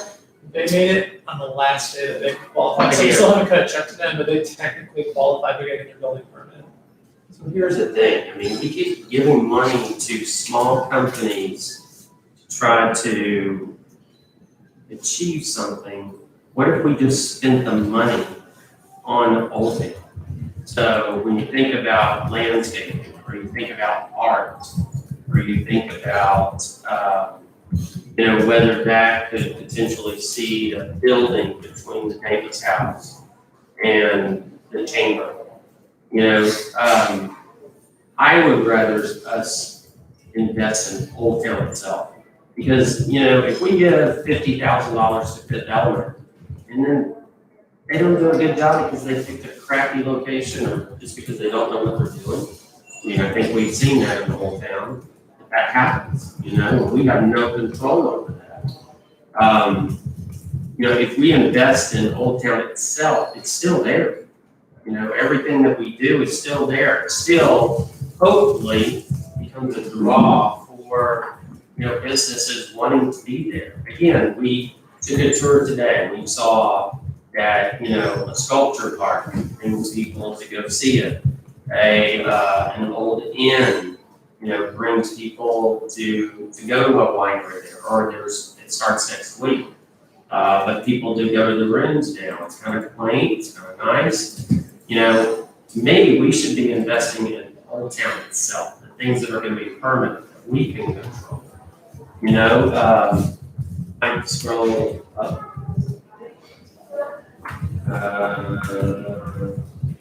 There's some art. Go in this one right there. So one at downtown. the city's done a fantastic job. And again, they have a little bit more traditional downtown than we do, but you can see a nice park. No, Peter, don't pay attention to that. No, I mean, it's, you know, I think I was there at 10 o'clock in the morning. But, you know, they build it to make the whole town a destination. And I think these shops they all have businesses in them, so maybe it's working, you know? Maybe it is a destination. You can go back to the thing. I guess go down, Mike, because I'm looking for the water tower. Oh, right. Did I miss it? Far right. Oh, yeah. I mean, I would love to see a landmark, because there is such, you know, visibility issues there, lack of signage, people don't know it. I mean, some people live in Leander and have no idea where Old Town is, or what it is. You know, so this is in Green, Texas. Let me tell you. Is that possibly uplit or anything too? We did that in Richmond where I came from, we had one just like that, it was only $30,000 to outlet it, so. Because the, not just having, well, of course, Kima, we had a gateway into the gateway sign to the main entrance to the lighthouse district. But you take something like that on 183, add streetscape and headlights, and something like that that's uplit. Yeah. Then all of a sudden, people know it's there. They don't just know it's there; they're drawn to it. The second they drive down 183. The moment people drive into Leander from the north coming south, you would see this. Now we were talking about the tower, water tower concept, old water tower concept. Yeah. Being part of the gateway signage for the community, not necessarily for Old Town. You're talking about putting something like that in Old Town. Yeah, like, and then if it is high enough, it's uplit. It creates a Focal point.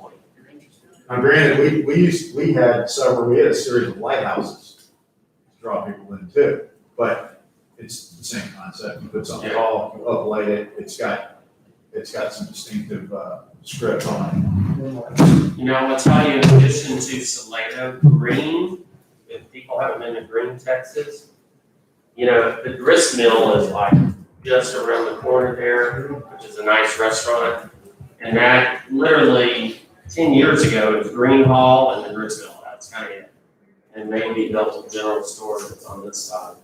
But today, there's stuff all over the city. That whole town is taking off. I mean, it's got some, and they're not on major highways. So, but they do have a nice river, Tomal River. But anyway, the point is, we need to be spending money in Old Town, not necessarily on Thirsty Chicken or AJ's, you know, because that's money we never get back. And we don't have anything except an empty building to show for it. If we spend money on this, it's there hopefully forever until a tornado.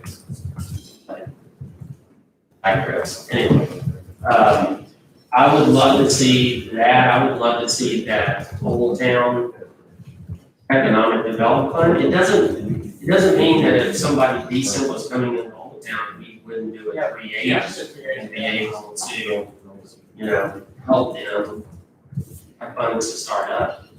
And I think everybody would probably support that. But if you set aside funds directly for Old Town, you know, then it doesn't make you, some people freak out when they see $150,000 for landscape.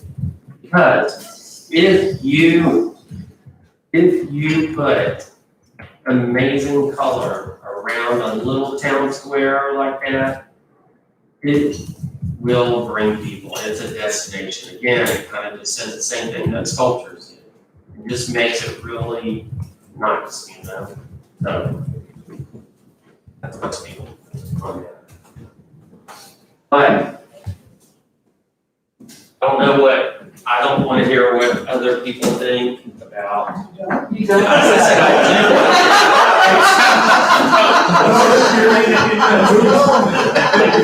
You never. I knew it. Anyway,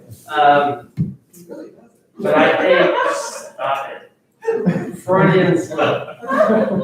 I do think that we've got a good start, but look, I mean, we really have to think about possibly building or helping build or giving somebody economic incentives to build something on that empty lot. Because we don't have any good places for restaurants to go. I mean, anything that anybody wanted to do other than AJ's, Shay's old place, it's not available for a restaurant. I mean, Well, there's no parking. Well, the other thing I will add, I think if we wanted to build out Old Town, and especially as you get further to the west and towards Creek, is I think that we're also going to have to look at some utilities, the water line and some kind of detention in there that would also be, those are also issues that I think we probably will need to address. Maybe, I don't know, necessarily in tandem, but even if we build out and do some aesthetic things on 183 and draw people in, to build the full area out, I think he's got, correct me if I'm wrong. We do have, fire flow issues in any number of places in other towns. So, But then also, if we got some other money and we're gonna be doing some excavation, that would be the time to do it. and we may be able to do this without, any detention facilities or anything like that, although there is the alternative to put in some kind of permanent water feature along Russian Creek, that type of thing. it would be amazing. I mean, you talk about something that's got, incredible trees like we're seeing here in Salado, it does. And it's got the creek, and if you were able to, dam it up in areas or make something out of it, and I think you really got something there. And we talked about getting together with developers, commercial developers, and I know that obviously we didn't expect things to happen in March like they did, but I think when we get back to a point, or whether we do a Zoom meeting or whatever, that ought to be something that we prioritize, because we need to start reaching the developers that are able and interested in doing that kind of thing, a development along a potential river walk section of our city. I mean, Flower Mound did the same thing. It's absolutely amazing. There's a hotel there. There's residential around it. That's the housing we stopped by and saw when we were up there. And it's fantastic that our hospital located right there. They've got a hotel right by it. And it is just the coolest little park and river walk. I mean, it's awesome. So, I don't know, where do we go from here as far as like the two? I mean, would you guys be opposed if we created an Old Town Fund and then we just did the 380? No, I think that makes sense, because that way it's not treating one area of town differently than the other two, so that makes sense. Okay. And I think the other thing to mention is type B funds could be used for some of those improvements we were just talking about too, so It's true. it kind of comes into play. Really? Okay. And maybe, See, even that- as Rick mentioned, FTA funding could potentially be in play for some of those. entities as Can well. you get the doing stuff that's talking? Yeah. Can we get with the doing stuff that's talking? Sure. We talked about it long enough. We have, Let's get to the doing. absolutely. Let's see. Oh, you know what? Just one last note on economic development. I think we need to really start recruiting in Texas. And instead of just focusing on out of state, I mean, I still think out of state's a consideration. Look, I think a potential aspect of what's happened this spring and what's going on, for a variety of reasons in our urban areas, I think you're gonna see businesses do one leave. What if we took out a front page, full page ad in the Statesman that said, open your business in Leander? I will say our business in Leander. So next week in Jay, we're gonna do a takeover, so we're gonna have a big banner on the front page and this like a featured story all next week. Awesome.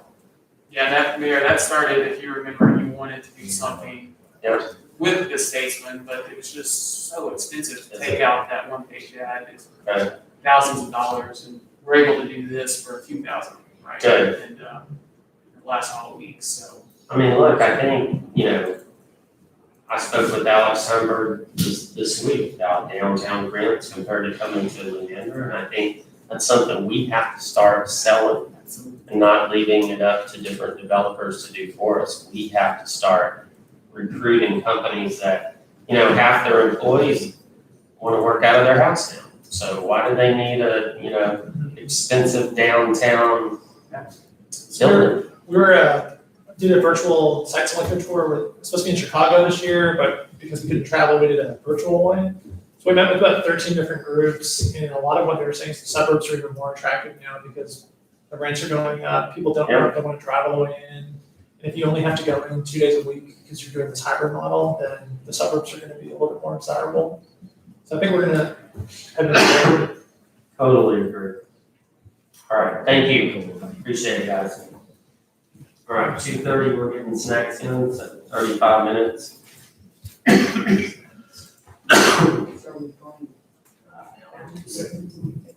All right, we're back to number 2, which is the BCRUA. All right, to give you just a update on where the actual BCRUA plan is, and then we'll get into what somewhat changed some of our desires and planning and doing projects. What happened last week.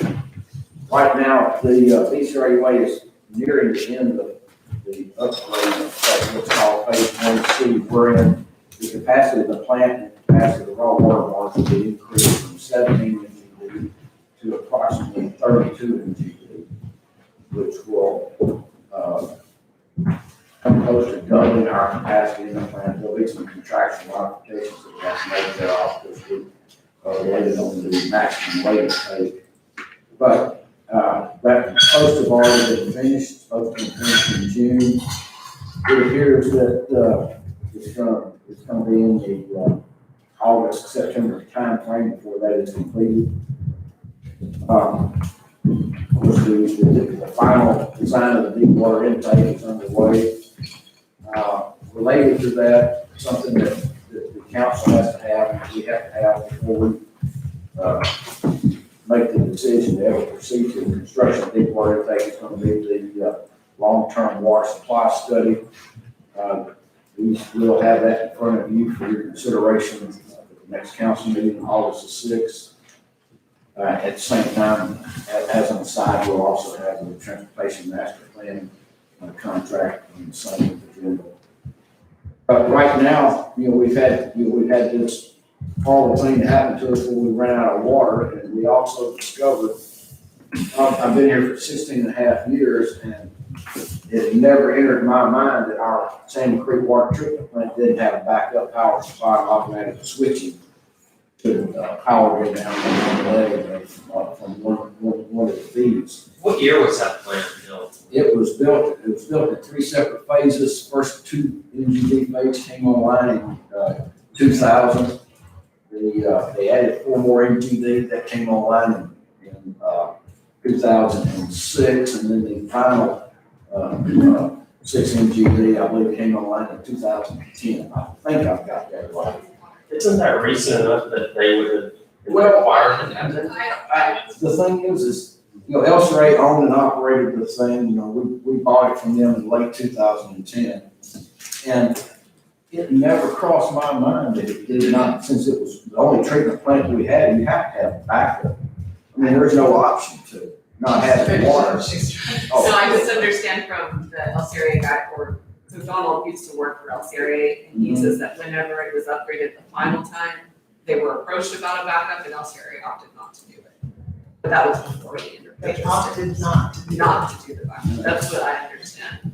So again, it wasn't originally our Even in the latest expansion. plan. No, El Cerre owned it and controlled it entirely and operated it through their contract with VRA, which. So that being said, we just want to find solutions, make sure this doesn't.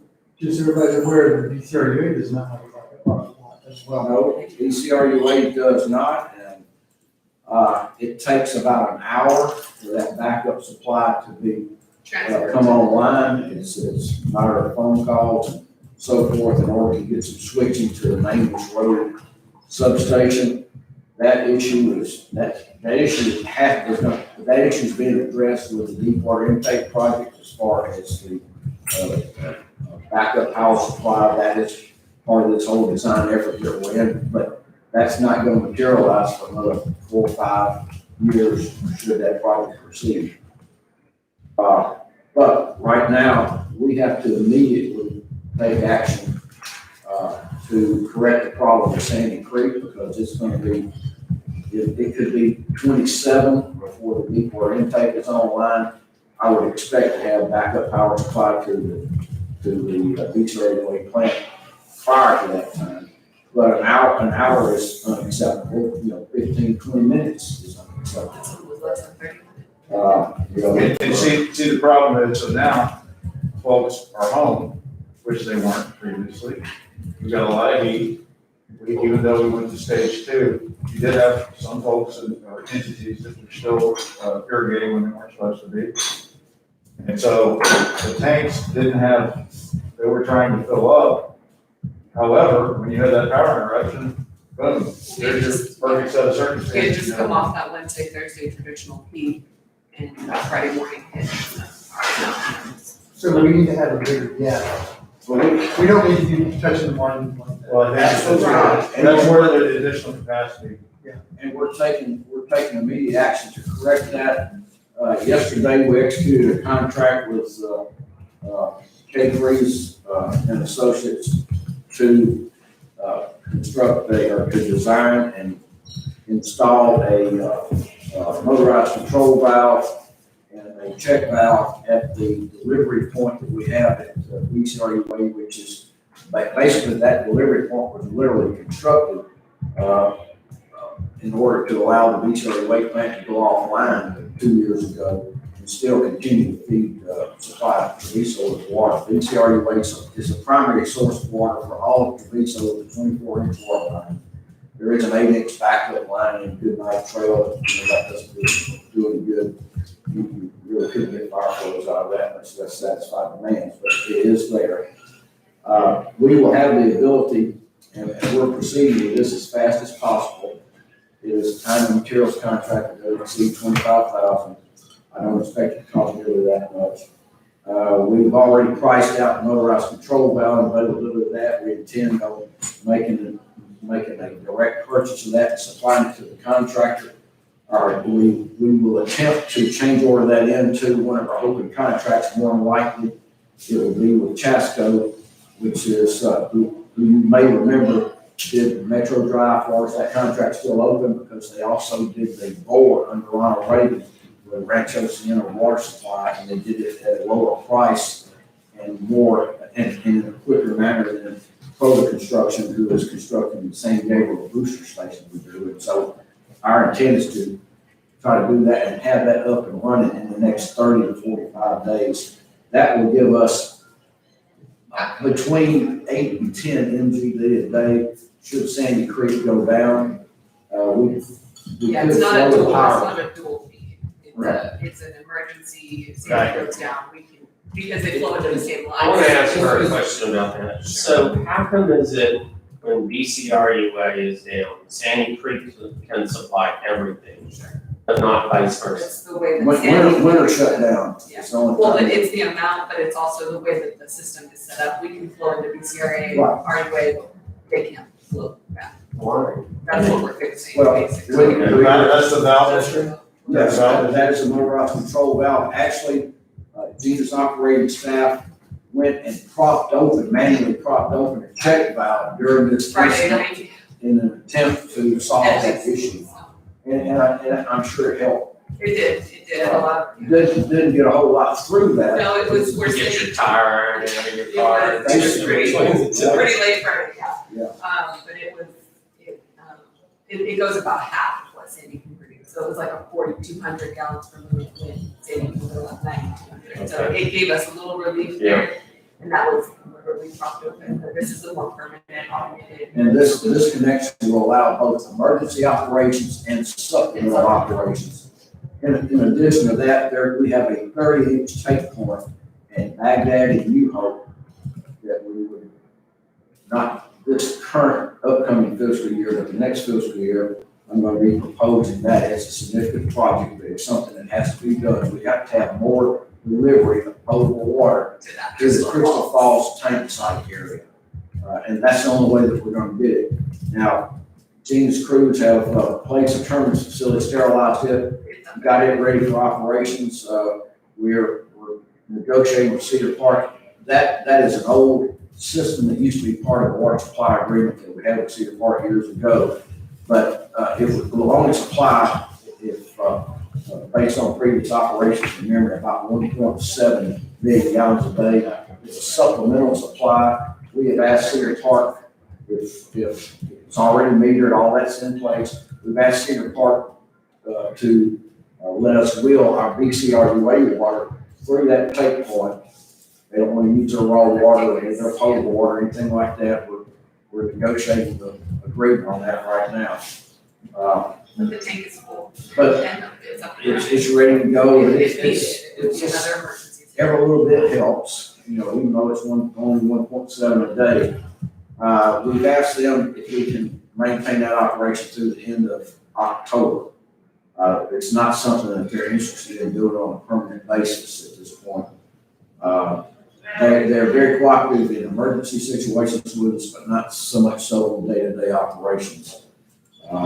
That's why we would, not this time next year, we'll be talking to you about going with the 30-inch connection, which will be a significant project because we have to carry the line all the way from Baghdad to the terminus facility, which will have to be rebuilt with better pumps.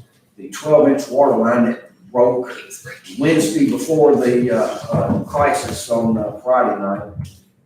That's a class 160, it's a 12-inch, that's thin wall. It's got a wall thickness about like this. It is historically broken numerous times, most recent, 10 days ago or so. That will end up being probably replaced with a 24-inch piece of line all the way up to the Crystal Falls site. It's a significant project in the, $4 to $5 million cost range. But it's something that is an integral part of our water delivery system for the future. In addition to that, we are on August the 6th at the next council meeting, we intend on having a contract in front of you for consideration to complete the 24-inch water line from Palmyra Bluff over to the east side of 183A. That will give us a 24-inch line all the way across from the San Gabriel Booster Station to Baghdad. We are going to need also to build we call it a ground storage tank. Actually, it's an elevated tank that acts as a ground storage tank. We don't have room on that site for a ground storage tank. Plus, we don't want to lose the energy or the head that we will have if we had a ground storage tank. We'd be losing money on energy costs for every gallon in the ground storage tank. That also will be in front of you for August the 6th. This will allow us to move major amounts of water from the east side of town to the west side of town, which is extremely important to correct some of our distribution bottlenecks. The 280 tank and all of the development along Baghdad is served by a 18-inch line from the Crystal Falls tank site to Baghdad to Hero Lake, and it's a 16-inch line all the way to San Gabriel. Really, really small straw. And then of course we installed a 24-inch line out to the elevated tank. So those are things that we're taking immediate action on, so that you can never have it happen one time. We certainly can't happen the second time. We're all scared to death that there could be somebody could run into a power pole and Trails End Road would be obsolete. So there's any number of things there. I don't know if I have the contract ready for August 6th. I think it'll be on August 20th, but I'm investigating, negotiating a contract with MS Engineering. MS Engineering is primary electrical sub, although they're also doing the East Street project. They are the electrical consultant on the Russian Creek on the deep water intake of BCRUA. And, they had a lot of ex-PBC folks and so forth, and good relationship, a working relationship with PBC. We're going to engage them to determine the most cost-effective means of providing backup power at Sandy Creek plant, either by generator or by separate electrical circuit and automatic switch. When you're, they can look at the essential equipment, like we've had a conversation, like what the bare necessity, what actually look and things like that. Yes. We looked at, or we talked to the guys from BRA and, that are the maintenance, kind of over the whole region, and they're throwing out 925,000 for a generator to run everything that's necessary. And And that's very off the cuff. And that's not Including maintenance. that's not including your engineering and your electrical and We're your gonna have someone install. come out and do like himself too, to kind of go, This would be the one time in the maintenance. maintenance will be annual, we're probably running more maintenance. I'm sure the one time will be over. And part of what we'll do with M&S is we're gonna evaluate, we would much rather,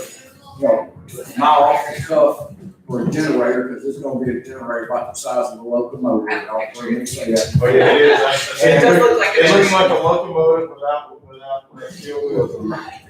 And but that the generator is an active component, has to be maintained, it's gotta be ready to fire up. I'd rather spend $1 million on electrical line upgrades and have an automatic switch over to a secondary feed in the event of a power growth. That's a much more passive system than a generator. So that's something that a discussion we may have on the 20th of August, for your consideration.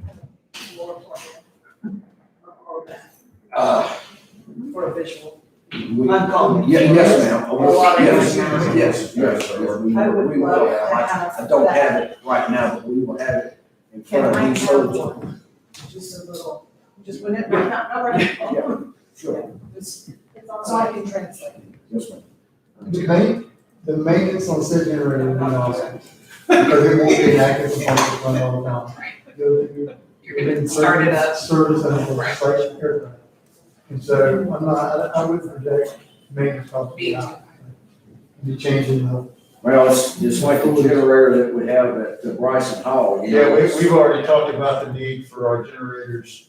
We've been burned on that We've had- already. We've had generator failures at, both main buildings and City Hall complex, and, There's a pulse pump station.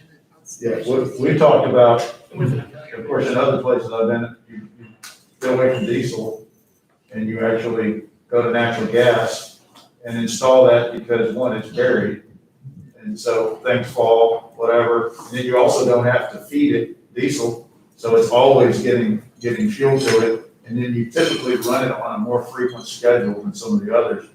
So we had power outages, and those, it's a terrible dry run, but we had already identified that need because we had, 3 things fail? With minor power interruption, and in neither case did they kick on. So that was preceding this. So we kind of need to do a kind of overall vulnerability assessment across all of our. But to your point, and one of another pro for a generator, it's not reliant on the grid. So you can change substations with the grid. Well, Easy, very good. that is one of the considerations. But I mean, each one has some potential flaws and failure methods and so forth, even whether it's a generator or whether it's the grid itself. It will be, it's a decision point as to which way to go, and cost is gonna be a part of that.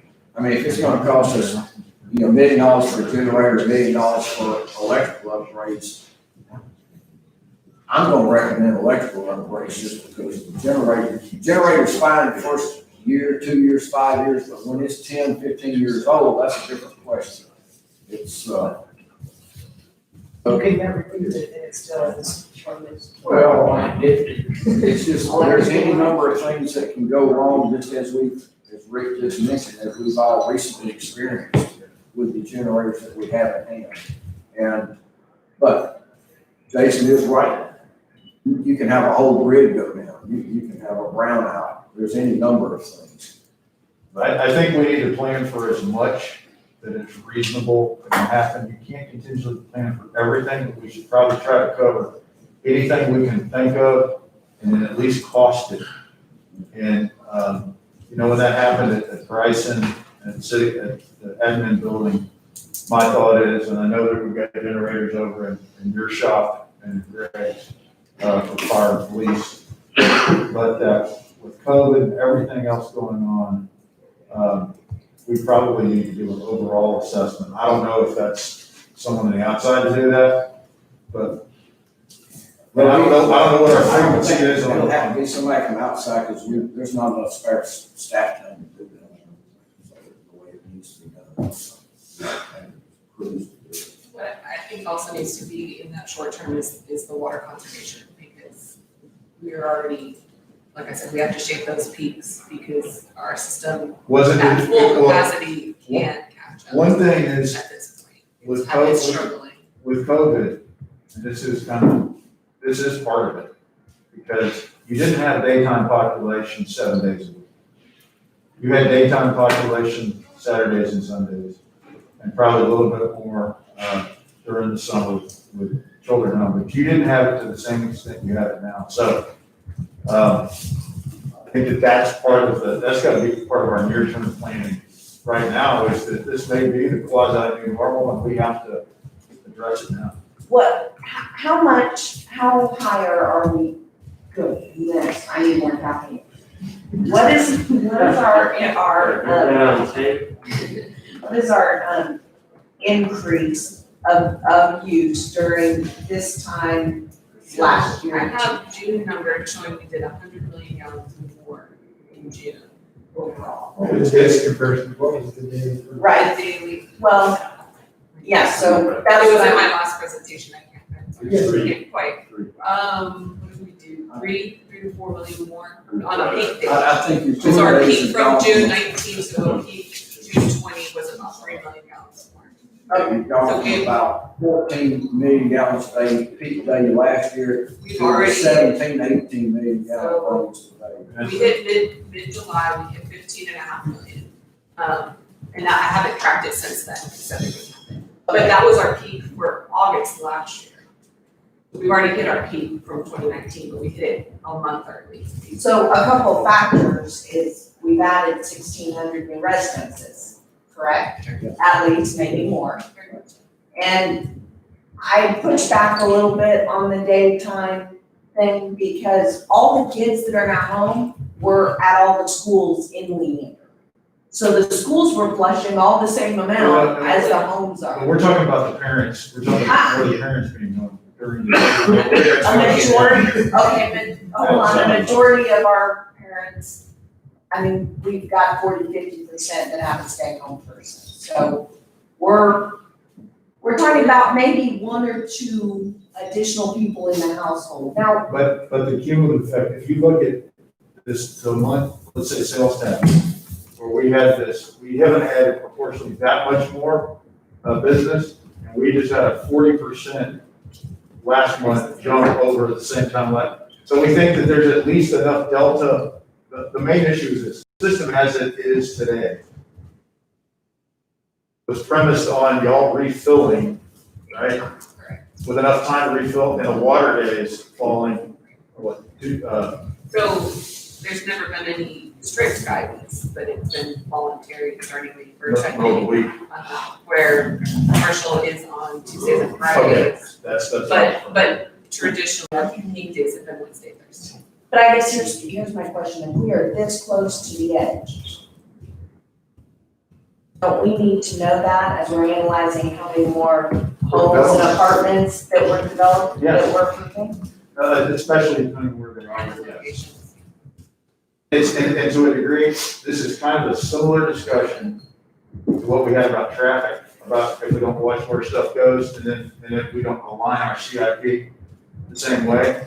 And Wayne, I know you've got the water study about the deep water intake, but the other issue is, just like I asked about, and I was looking 30 days in about the traffic model, I know in a lot of other cities, we have a water model. And so that's a question is, do we need to, in addition to not just where the water is going to come from, but in terms of the circulation and storage within the system as we build out, do do we need to be running a water model? We have a water model, and, Jay Freeze has held and maintained and updated that water model for us since 2006. Okay. And the business of the 24-inch connection along San Gabriel that we are so anxious to get done, that we were just as anxious a month ago to get that done as we are today. We knew that we're coming up to a critical point in having to move water from the east side of town. And the reason we have much more water east side of town is because we've got a 72-inch line, a BCRUA finished water line at Reagan and New Hope. And then we have a 42-inch line that runs along the east side of Reagan to our southern city limits, well, actually runs all the way up to Crystal Falls. And then it splits 30, 24. But that's why we're so anxious to get this San Gabriel booster station completed, which was supposed to be completed in January. That's the east booster. The east Also, San the Gabriel west San East Gabriel booster west. station. And that station is going in to serve Rancho Siena and also to push water to the west side of town, from the east side of town. But Wayne, I have a question that might be relevant to what Marcy's asking. Is this, okay, just like how improving developments, or for that matter, just looking at where traffic's gonna be and how we time CIP projects. If we take in everything at this moment that we have on the ground, everything we know that's coming, it's already getting framed up. We run the water model before we approve the next piece, the next development, because I think obviously we're putting together these critical redundant pieces, and we've got some other key circular flow connections we've got to do. But is there something that we need to check and recheck to make sure we don't miss? That's something before we approve. We are constantly looking at that as development comes in, without a doubt. And it has, we have not overlooked that at all. Okay. And I just want to make sure that we have to. especially in light of this, also knowing that 20 years ago, those houses didn't come with irrigation. That's right, it's like a- And, I mean, It's this- not the person flushing their toilet as much as the water. I think Right, and the HOA is requiring you to maintain the. Although they landscape. legally can't do that. But here's my concern, is so we're up 3 inches, that's a small amount relative to how fast our city is growing. It seems like we should, where's the threshold, where's the red flag to say? How much can we take in each area? Today, No, I mean, like. So they oh, don't- we're set up for 50 million gallons. Each regulated, it's final form MGD, into the 50. but we don't have the infrastructure, which I said. That's what we're finishing that up. We have all the infrastructure as far as getting it to the city.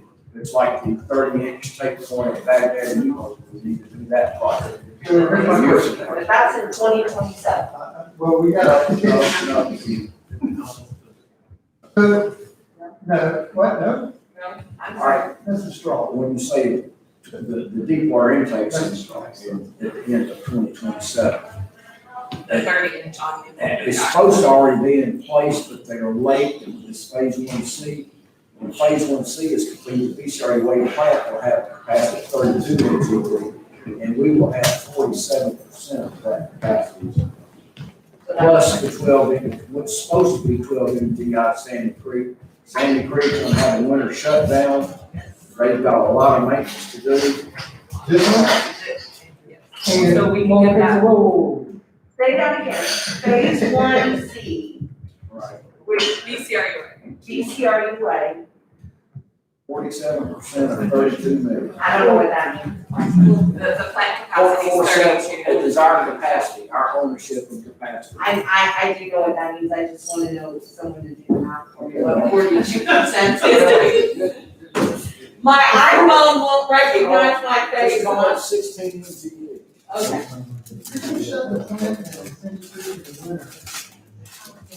How's that gonna work? So this new connection they're putting in, It'll be a dead zone and then BCRA way water will run through it.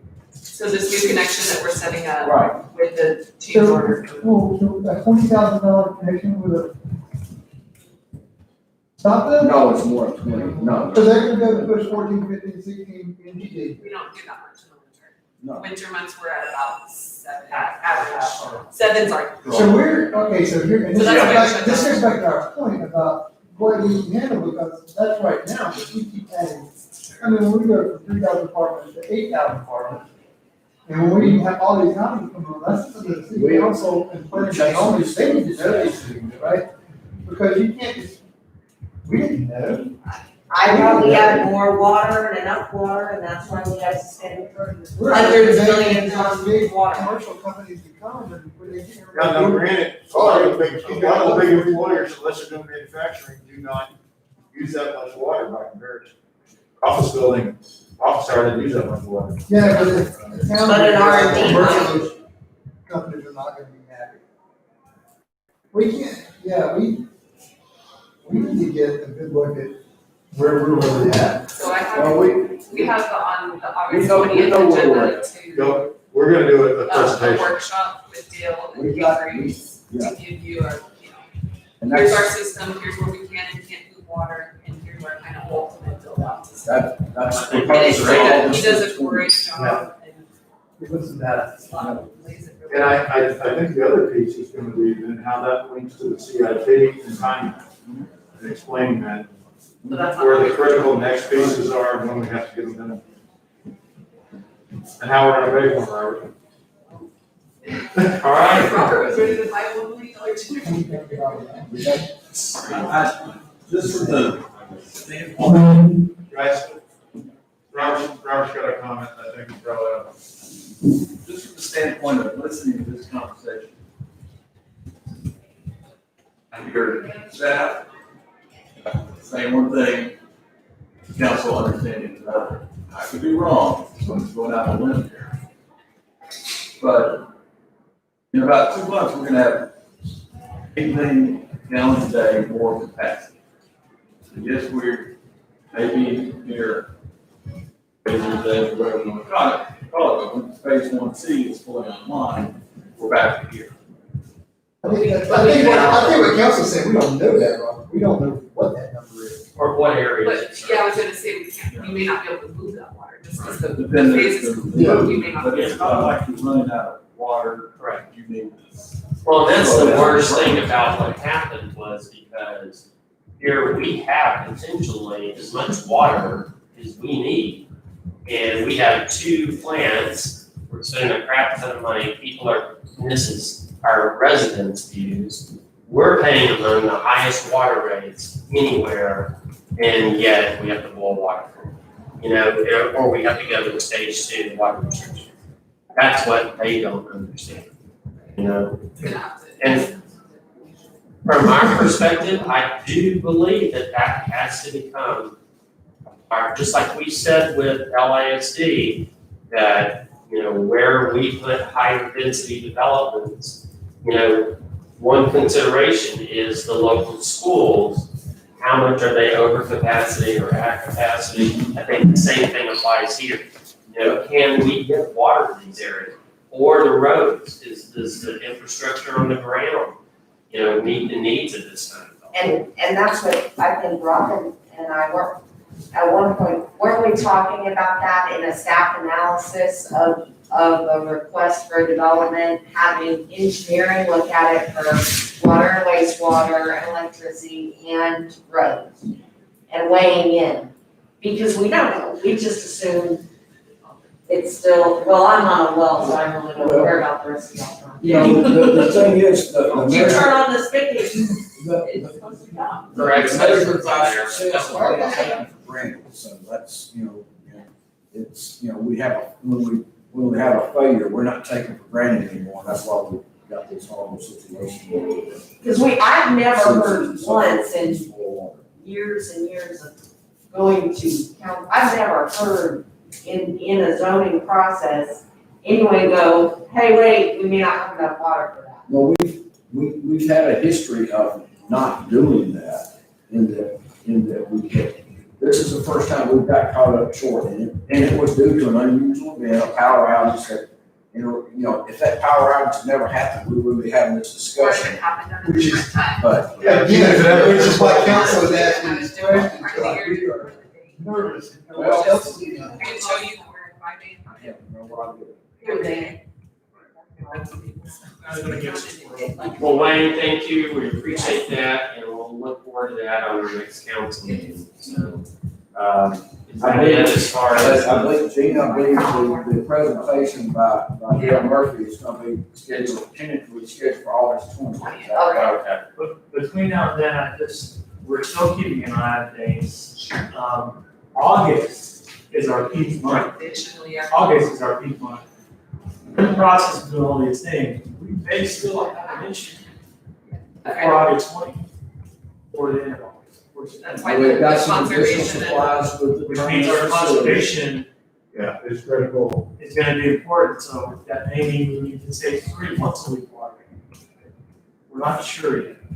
We didn't have a good feel for how stage 2 worked for us, and we're reaching out. A lot of our big hitters are commercial HOAs, that kind of thing, so we're personally going literally. And some of them kept watering after we had. When we were on boil water, I mean, They were there was still water dry. spraying across that from the HOA. Gina's staff would turn them off and then they would turn them back on. Yeah. Now they've been locked down. Now we just put because we couldn't, we couldn't take it. So Mike's right, if we don't see a drastic change at the stage 2, we may have to stage 3. So, Avoid this again. we've been more aggressive with communicating that larger stage 2 restrictions currently. We've also been more aggressive about enforcement. Those that ignored our one-on-one communications to say, all this schedule.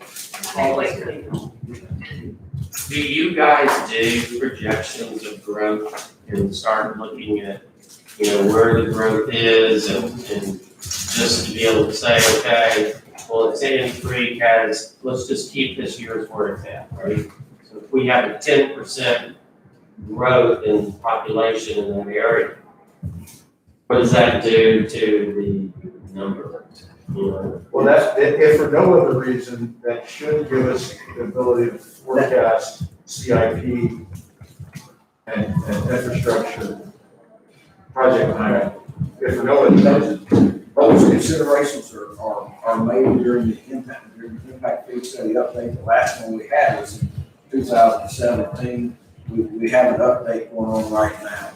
So, you have to do the impact fee update every 5 years or less, but we have one now because we're adding additional issues in there from North Line and some other projects, so that they're impact fee eligible, including there's even one in that study is going to be a 16-inch line out to Canada.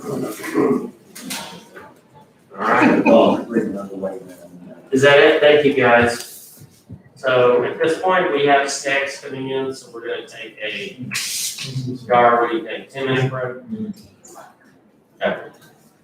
Time is 2:30.